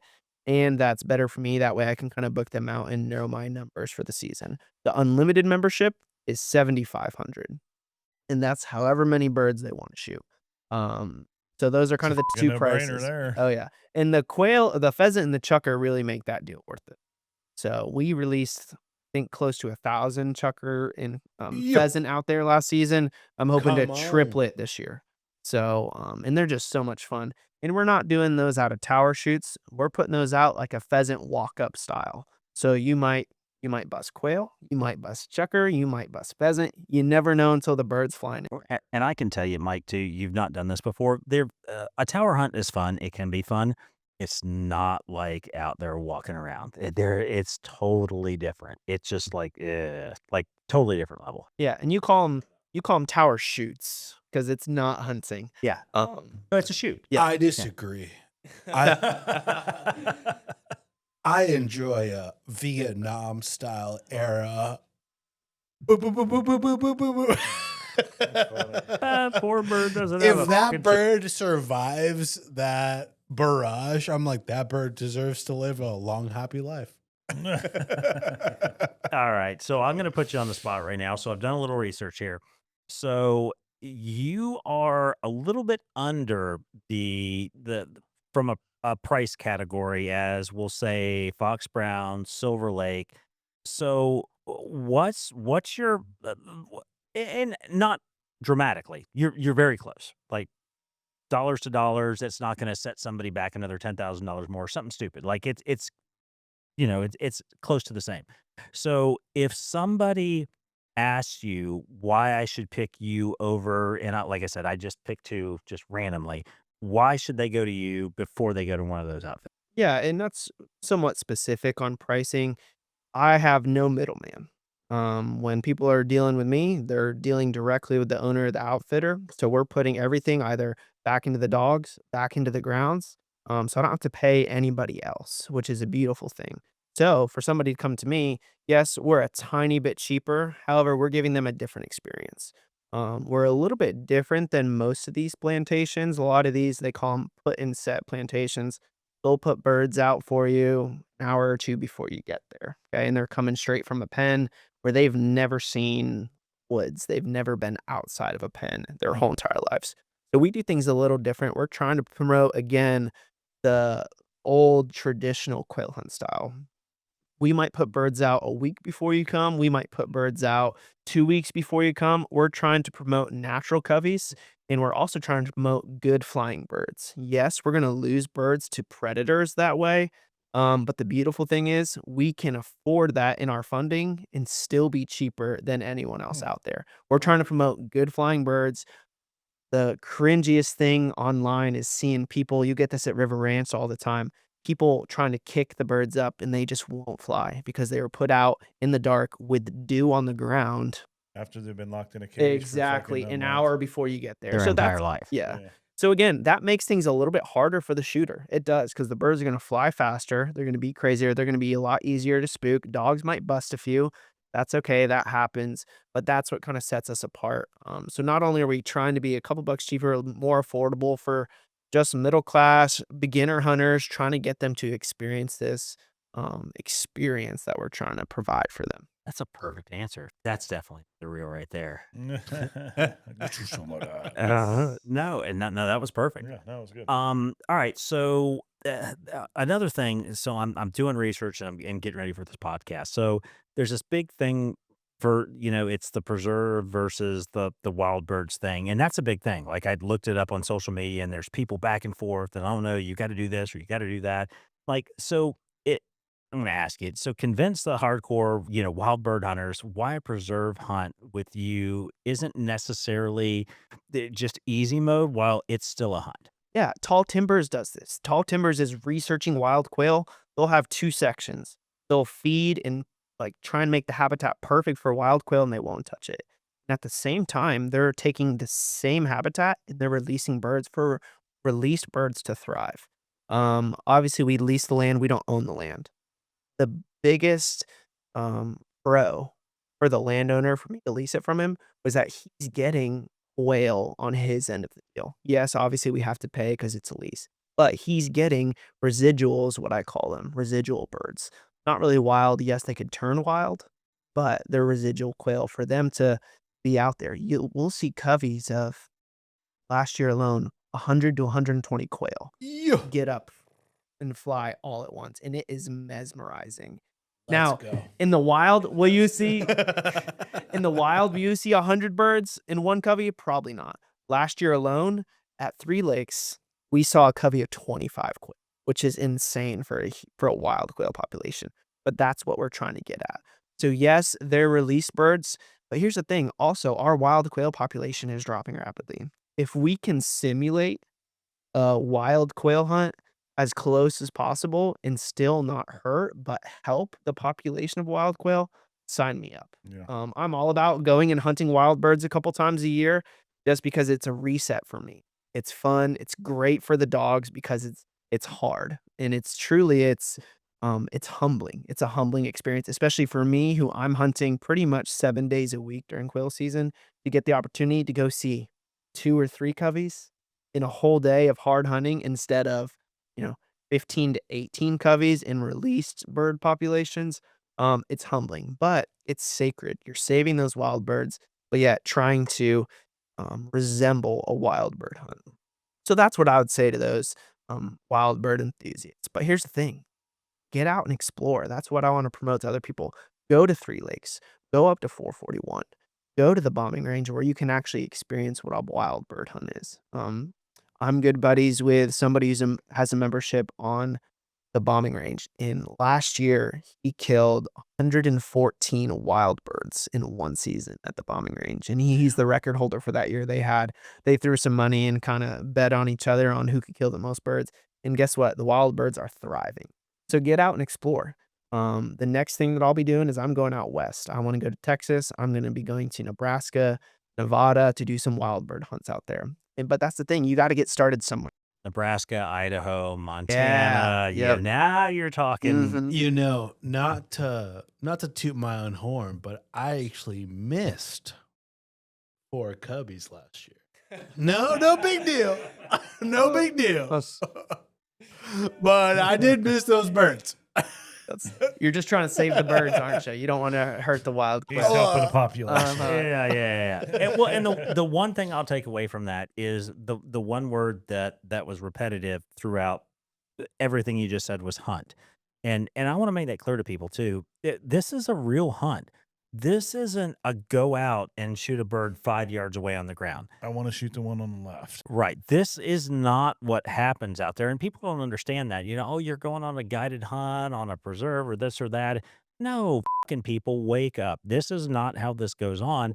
And for everything you just said leads back to conservation. Some of the birds are living, we're improving the habitat, we're spending money, people are buying licenses, they're participating in the fucking sport that puts money back in the industry, and that helps us conserve the resource. And that's a big thing that people don't understand. It's resource conservation. And that's the thing that we always get back to, right? We have interfered. Yeah. The migratory patterns of the animals that used to exist don't exist now. And we've put fences up, and we've built shopping centers and these giant monstrosities of residential complexes and all this other shit. So we've decreased the habitat. So it's now our responsibility to conserve the resource. And if we can do that in operations like yours, I think it's a great thing. I mean, the natural habitat of these animals and the animal itself it's not possible for it to re-inhabit its native land and just go. It's not going to bloom. It's not going to blossom. Magically going to just appear. Right. We've got to help it. Right. And so if we go spend $500 to have an afternoon and have stories for the rest of our lives, I think it's worth it to me. Well, Yeah. I mean, and you get to eat because you're taking the food home with you. So, Well, and that's another thing too, right? And that's a thing a lot of people don't realize. They think of hunters and it's just trophy not hunters. just falling from the sky magically, get on the kitchen table. That's a lot of the argument that I get online. Well, you're shooting this animal, but where's the meat go? What do you mean, where's it fucking go? It goes in my freezer. It goes right here at the end of the day. That I'm not shooting shit and letting it lie. But People are that's ignorant. well, it is. And you're never going to stop a portion of it. But, I heard a stat the other day. It was like there are 1.5% of the population. You can fact check me on this because you heard it too. 1.5% of the population are hunters. 1.2% of the population are anti-hunters. There's a huge gap in the middle that aren't either. So if we can promote and teach this giant group in the middle about what we do and why we're so passionate about it, we can grow it for the next generation and the next generation. So now you've got a daughter, right? You're going to have grandkids. Actually, you've already got grandkids, and you want to teach them and you want to encourage them. Well, if there's no habitat left, if there's no hunting left, what are you going to do?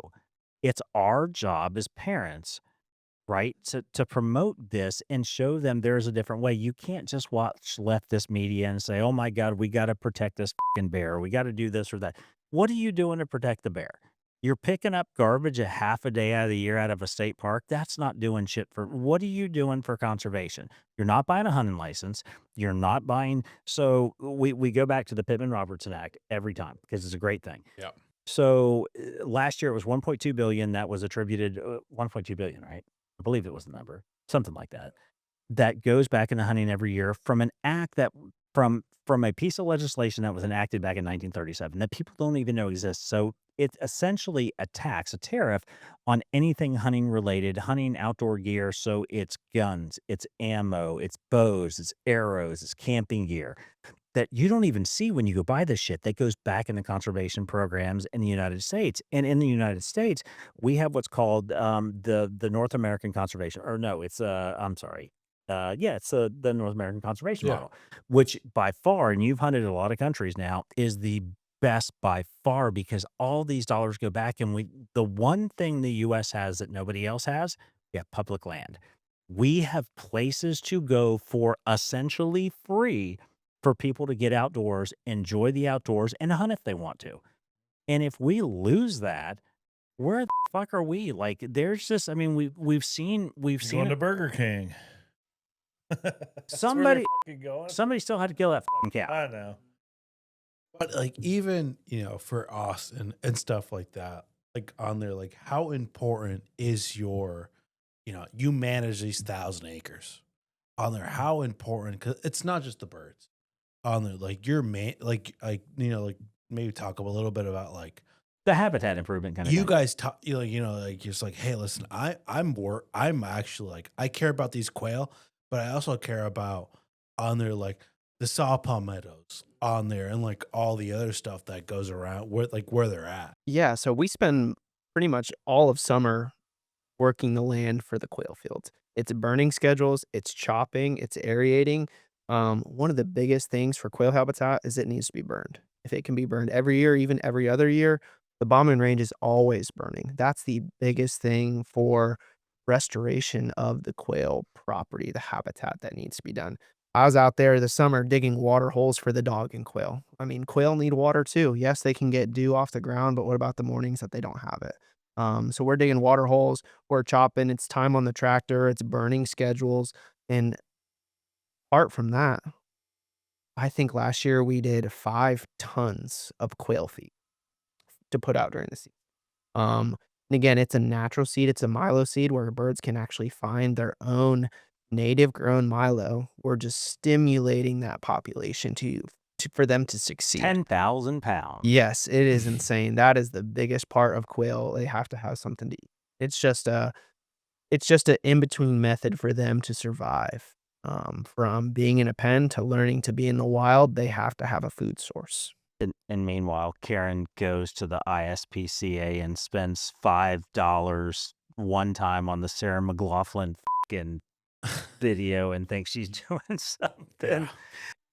And I was inspired by Brant that y'all had on the other day from Brooklyn up there. Brant McDuff. Yes, he Oh. was awesome. And like, you have to think about yourself and your kids and your grandkids on just being a consumer for the rest of their life. Like, for me as a hunter, that's my chance to not be a consumer of just grocery stores. Where is my meat coming from? He went to the point where he hated hunting, was all about saving animals, to he for himself went and worked in a butcher shop so he could see how his meat was being processed and cut and what it looked like, to now he had taxidermy all in his office, and that's awesome. So just not being a consumer for the rest of your life and taking charge, and that's what we embody as a hunter. You know what I call that? I call that being educated. Yeah, that's what I'm talking about. That's what I call that. No, and Brant was a great example, and that's a great point too. He was, I mean, to take somebody, and he grew up, pretty much at one point in time, he was an anti-hunter and Yeah. kind of made the switch. And he not only learned it for himself, but he's educating other people about it and the role that hunting plays. And when you go to the meat thing, and that is spot on, I think that hits home easier than anything else. When you're trying to talk to people about hunting and what it does, you can go to the grocery store and you can buy that chicken that's stuffed full of, all this other shit and these cow. You go and harvest this whitetail, this quail, this pheasant, gator, whatever it is. That is the best meat that you can you're talking about no hormones, no this, no that. that is the most pure meat you'll ever get in your life. And for people to think that it's okay to go to their fucking fresh market or their Publix and buy the shit and, oh, yeah, well, but they're anti-hunting. Well, somebody killed that It's the animal, by the same way. thing, just different way. Well, You it's a know what I mean? different, it's a, It's still so just no different than a cow, right? That's hunting still, right? Somebody's raising that. No different than quail hunting. well, a There- cow, to me, a cow is not hunting. Now, Well, no. that I'm is just not saying the in same. general, the long term piece of it, right? It's like you're still raising that. It's still being butchered. It's Well- still you're going to eat Well, it, what right? Brant talked about was the importance of knowing where the animal came from. And he talked about, processing cattle and how that works versus going out and harvesting it yourself. Not to mention the nutritional benefits from doing so, but the actual act of doing Right. so. And that's important. When you go out and you earn it and you're doing it for yourself, it makes it all worthwhile. And there's just this appreciation and like this aha moment that happens when you're finally able to do it. And a lot of people say, "Oh, it's free to go hunt." No, it's first off, it's not free. We've had this Well, conversation. fucking life is free. So. Several- Oh, yeah. Compar- But like, comparatively speaking, it's not close to free. Yeah, hunting is an expensive sport, but I don't know that like for me personally, like I'm not gonna not go quail hunt with Austin because well that's $500 and I'm gonna go buy a rib loin instead of going hunting. Go to the No, grocery store. right? Well, that's the option. You You're want gonna to. spend $500. Okay, so you're gonna go buy a rib loin, or do you want to go hunt with Austin? And with a group of you guys, you're each taking 10 birds back with you, and then you can feed you and your family and everybody else. I want the quail. I want the gator hunt. I want the whitetail hunt. And that's what people don't understand. And I think if I can get somebody that I want to say a non-hunter, right, and I can get them and show them, hey, try this axis deer, try this black buck. And you've had success doing that with Gabby and other people too, trying this wild game. Like all of a sudden, oh shit, maybe somebody that I'm not really for hunting. After they try, they're like, oh, wait, maybe there's something here, and all of that goes back into conservation. Every dollar we spend goes back into it, and promoting people like Austin and his operation, it adds fuel to the fire to help it grow and to continue to get back to where it once was. I don't know if we'll ever get there, but my hope is that my son, who's, I don't know, what is he, a month old yesterday? So do you think, going back a long time, do you think it was ever there? What was ever there? Just the actual, you're talking about the, getting it there to where people can see the hunting piece and understand. Well, do you think it was ever there? well, let's Go back in time. Well, let's ask Austin. He's an outfitter on there. Like you said, you talked about like you vacuum seal and everything like that. Like on there, I feel like hunters get like, or even outfitters get a bad rap. Like you come in here and you shoot this animal and stuff like that. Like, but there's never a talk about like, hey, I'm gonna give you, these vacuum sealed packs on this you can take back and enjoy. They're not the birds that you shot, or it's not the animal that you shot, but it is, wild game on there. Like, how do you incorporate that into? Do you do that? Yeah, 100%. If Sean goes out there and shoots like shit and misses all the birds, do you feel sorry for him and say, "Here you go, sir. You come out hunting today. Here's you some quail." Well, the best part about it is This fucking asshole right here. we're a pretty small operation. Mhm. At the end of the hunt, I'm cleaning those people's birds pretty much in front of them while they are doing whatever they want to, getting cleaned up, so that I can vacuum seal them for the next group, so they see it. It's all right there in one spot. The first time somebody ever kills a quail, first thing I do is I break open the quail, kind of breast it, tear the feathers off, and show them what it is. Like, hey, this is the So you're breast. educating, Exactly. yeah. This is what you're going to be eating. This is pretty much the biggest piece of meat on the bird. If you want to gut it, take the wings off and get 2 bites on the thigh. Those are probably the 2 best bites you'll have, but that's kind of what we're doing. I love showing people that. I'll pretty much on probably 50% of my birds, I'll open up the bird and see what they're eating. They have their sack of food right here on their neck. You can break open their crawl and see what seeds, Bahia seed, Milo, because I want to know that. I want to know, hey, how can I best prepare this land for what they're already eating? So that's the biggest sign for me, seeing what some of these birds are actually taking in their body. But for me, it's also a style, right? Big thing that I've kind of been seeing is And a big part of Bird Dog Strong Outfitters is I want to promote the next generation to continue this tradition of quail hunting. When you're going on a quail hunt, you're promoting your kids, whoever you're bringing, to one, get outdoors and exercise. Get on your feet, don't get on the couch. You're getting your own food. You're learning something new. You're interacting with these dogs, and you're actually interacting with other people. They're not on their phones out there. And I'm not like old grandpa about it, telling people to get off their phones, but there's so much going on. It's controlled chaos. They have no other choice but to be um, just aware Active. aware of Yeah. what's going on. So they're not on their phones, they're having a great time, and then they're taking food home with them. So, like, what are you teaching the people that you're bringing out there? And a big thing that I've been seeing about this next generation is there's so much information that we can have on our phone. People are actually taking notice of what they're putting in their bodies, and it may not seem like it. People may seem like people are just scrolling on reels, or kids, this generation is just scrolling on their phones. They're actually concerned or worried about what they're putting in their bodies. Preservatives, steroids, all this stuff. There's a lot of companies that are coming out showing what actual ingredients that they're putting in on their packages. It's insane. It's all over the stores. It's all over your social media of companies that are just health aware.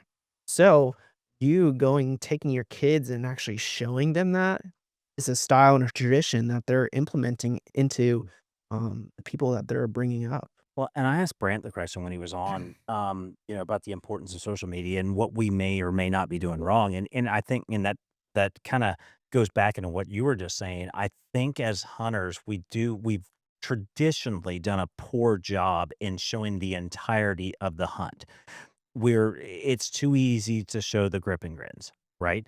Versus, okay, we got up at 3 in the morning, we drove here, we did this, what the farmer landowner did to propagate this hunt, what went on during the hunt, what went on after the hunt, how we processed the meat, how we took it back home, how we ate the meat afterward.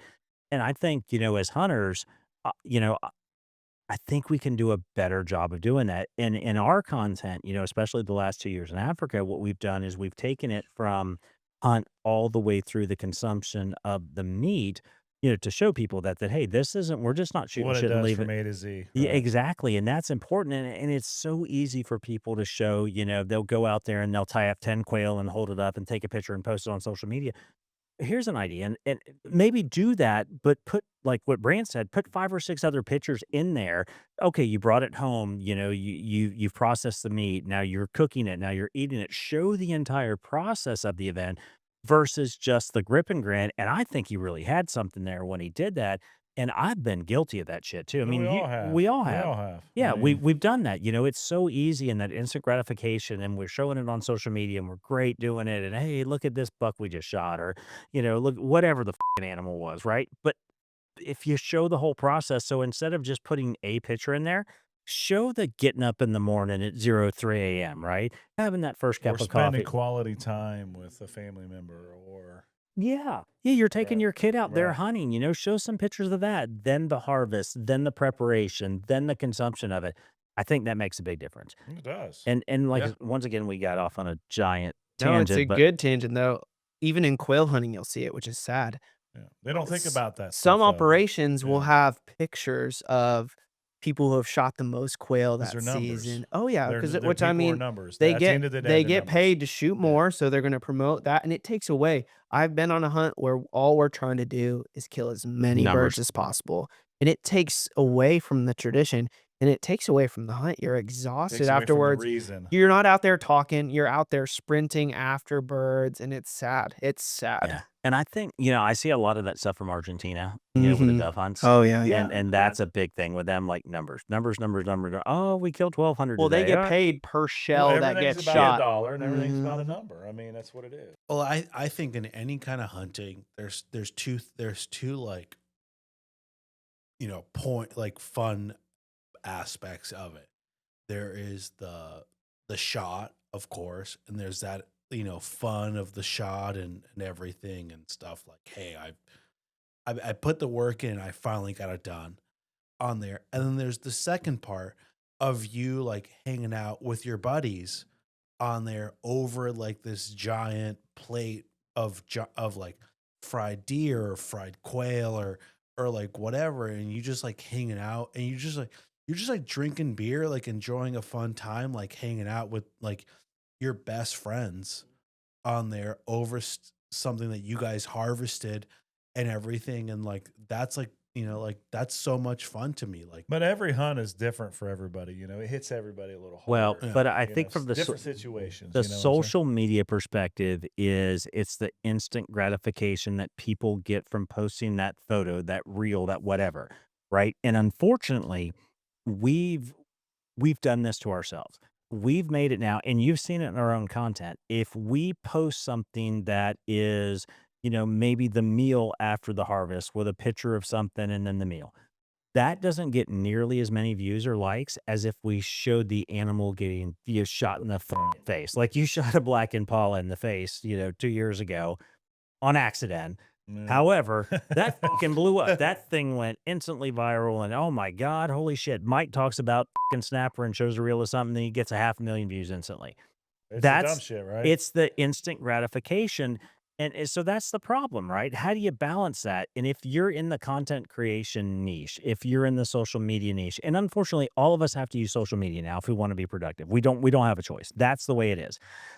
So we have to find a balance between that instant gratification of that kill shot, that moment, and propagating it towards, what that actually equated to. In that, okay, that's not just a trigger squeeze. There is, okay, here's the harvest, here's the cleaning, here's the preparation, What's here's the here's purpose? right. What's the fucking purpose, right? But I can do that for myself, and nobody's going to look at it, right? So there really needs to be a movement over the next several years where people get away from that instant gratification. And unfortunately, the way the industry is set up right now, it's not going to happen. It's- There's zero chance. You've got giant companies that are paying people to wear a piece of camo or a boot to show a That grip don't and know anything grin about it. with an animal with their camo on, and it's hashtag, this is the best camo ever, or this is the best this is the best that. I so want to say something right now. Motherfucker, Say I've it. That'd be watched. fucking good. say it. No, because that puts a lot of people. I don't give a fuck. No, Say it. I'm not going to say this. Are you going to because- throw me under the bus? Go ahead. No, it's not you. There's just some. We will skip it. But All right, so we went off on a tangent. All right, so let's talk about something else. So I've also noticed, not just from a bird perspective, but you've got a couple of side hustles you're running too, right? So did I see some hogs and iguana hunts and some other shit in there too? Yeah, Come so we're on. collaborating with a lot of people. Yay, Yeah, there collaborating. we Come go. on. Yeah, it's all fun. We're trying to promote hunting, and the biggest thing is there's a lot of outfitters around, and once you start getting in that community, it's just pouring. Okay, there's so many people. The beauty of a quail hunt is I have people who come in, different outfitters for turkey hunts. They might get their turkey that first morning. Well, they're turkey bored to death, yep. exactly. So they're sending me their clients to go on a quail hunt to keep them busy. In Florida, there's so much you can do. You could go hunt pythons in the Everglades. You go hunt iguanas. Then you go hunt hogs, turkeys, quail. You could do that in a week if you wanted to in the right season, and you're not even hunting a deer or a gator in that time. And I think that's kind of, I led you down that path to say something about Florida specifically. What other state do you know that you can go do all that different shit? You could do it Offshore all in fish, 3 days. inshore fish, iguanas, pythons, all these invasives, quail hunt, pheasant hunt, deer hunt, axis gator deer, hunt. Yeah, it's you. black buck, We are anything, but- we are one of the few states, if not the only one, where we can hunt 365. It is like the great thing about living in Florida that you can fly into Fort Lauderdale, PBI, Miami, whatever, on there. You can shoot a axis deer, Osceola, whatever you want. The next day, go catch a sailfish, and the next day, go chase iguanas or, hogs and stuff like that. It's, we're very blessed to be able to do both.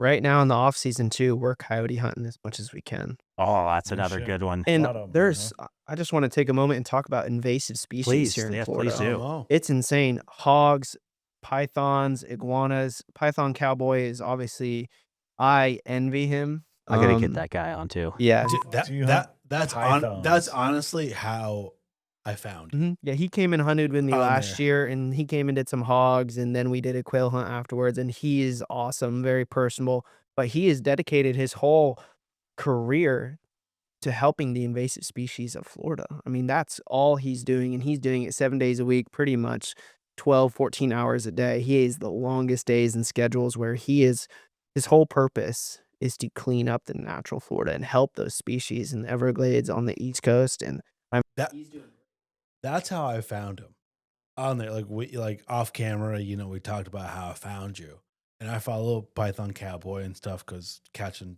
pythons is cool on there. And like he posted a thing of your guys' outfitter and your guys' cabin, and I'm just like, who the hell is this on there? Like I know Like, everybody. Like, listen, I know everybody. I've saving my money to go shoot quail out and Quail Creek and all these other places on there, and I found this place, Bird Dog. I'm like, all right, who? And like the drone footage of the thing was like so cool, and I'm just like, established 2023, and I was like, that's so cool. Like this guy is just like just started. There's just the guys you wanna started his get. outfit. Like I was like, You know what they say, young and dumb, right? on there, and I found this thing, and I was just like, you know what?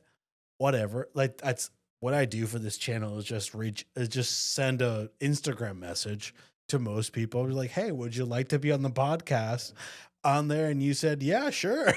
Which I need to shout out Mike, and then my boy Cameron from Naples. He's the one who came out and did all that drone footage.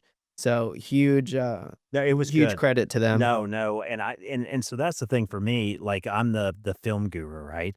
Between all the and we hunt a lot, and hunting There's so and many capturing. hours of footage. that Oh, we yeah. fucking Listen, don't so even I'm show. still no. It's not that we don't show it. No, you can't. You ain't got a lifetime enough, long enough. To do I've it. got enough footage from the last 2 years to probably make like 5 different full seasons on any channel in the world. Shit that would just like go way better than the stuff that people produce, and I just don't have time for it. And it's a passion for us. Like we love doing it and we film it at the same time. But like I can appreciate when somebody does a really good job in your reels and your shorts, like whoever did the drone footage. Cameron, he's the man. Like the editing was good and the cuts were good and everything about it. The sound editing was good. The music was good. Like I'm like, this guy, like who? Like I thought it was you. I didn't. It wasn't me Oh, yeah. at all. I was just in it. So No, yeah, he I can't take any credit for it. did a really good job, and that's good. I mean, and that was less about hunting and more about the experience, and that's what I took away from those reels, which was so Yeah. cool because everybody focuses on right. You see all these outfitters, and it's kill shot, kill shot, kill shot, little lodge, the fake and bake shit where you're filming the food and then the rooms, and then that's the extent of it. He didn't have any of that Well, shit. the crazy thing is we were out there for 5 hours doing filming for a hunt. We killed 5 birds. So 1 bird per hour was kind of what we were doing. So, but yeah, it was a great time. Cameron was the best. But yeah, that's what we're trying to embody. Being out there with other people, having a great time, enjoying the outdoors, watching the beautiful sunrises and sunsets that you miss sitting inside on your couch looking at the TV. So that's what we're just trying to do. Well, no, and you really embody that, especially in what you've put out on social media. It really, I mean, that's like a place like I want to bring my buddies out and go hunt there. Like, Oh, and yeah. and honestly, and it is what it is. But in Oscar, sent me your information. Like, oh my God, how did I miss this guy? Like I'm so busy doing all this other stuff and watching all these other people and trying to find these young and upcoming people that I want to highlight. Like, you're in my fucking backyard. You're literally right fucking here, and I had no idea. I'm like, son of a bitch. Good job, Oscar. Oh, so for everybody knows, I am on Instagram. I'm on YouTube. If you have 11 followers, I'm one of those on there. Like I'm watching He made everybody. me 2 of those. No, he is. Like Oscar is that guy. Like, so we had Trophy Destination. We had several other people that you found. They had a right? couple hundred followers. Yeah. And then just fucking They blew up. Right. It was just crazy. Like we had them on the pod, and not that they blew up because of the podcast, just because of what they were doing. And he saw them, and I'm like, these guys are good, and just blew up, and it was fantastic. Oscar has got a knack for finding like people, and that's what like. And don't get me wrong, I'd love to have like the Steve Ranellos of the world and shit like that, but when you get into that corporate mentality, and I've had, I'm not going to say their names, But we've had some guests like that Yeah. are just, it's like watching fucking paint dry. They're going to read from a script and tell you exactly what they've said, the 150 other podcasts that they've done, Oh, and yeah. it's fucking horrible. Same I'm- shit, different day. I'm texting Oscar, like one of them. You know who I'm talking about. I'm Yeah. texting him under the fucking table, like this is the worst thing in the fucking world. Like and I'm talking about people with millions of followers. They fucking horrible.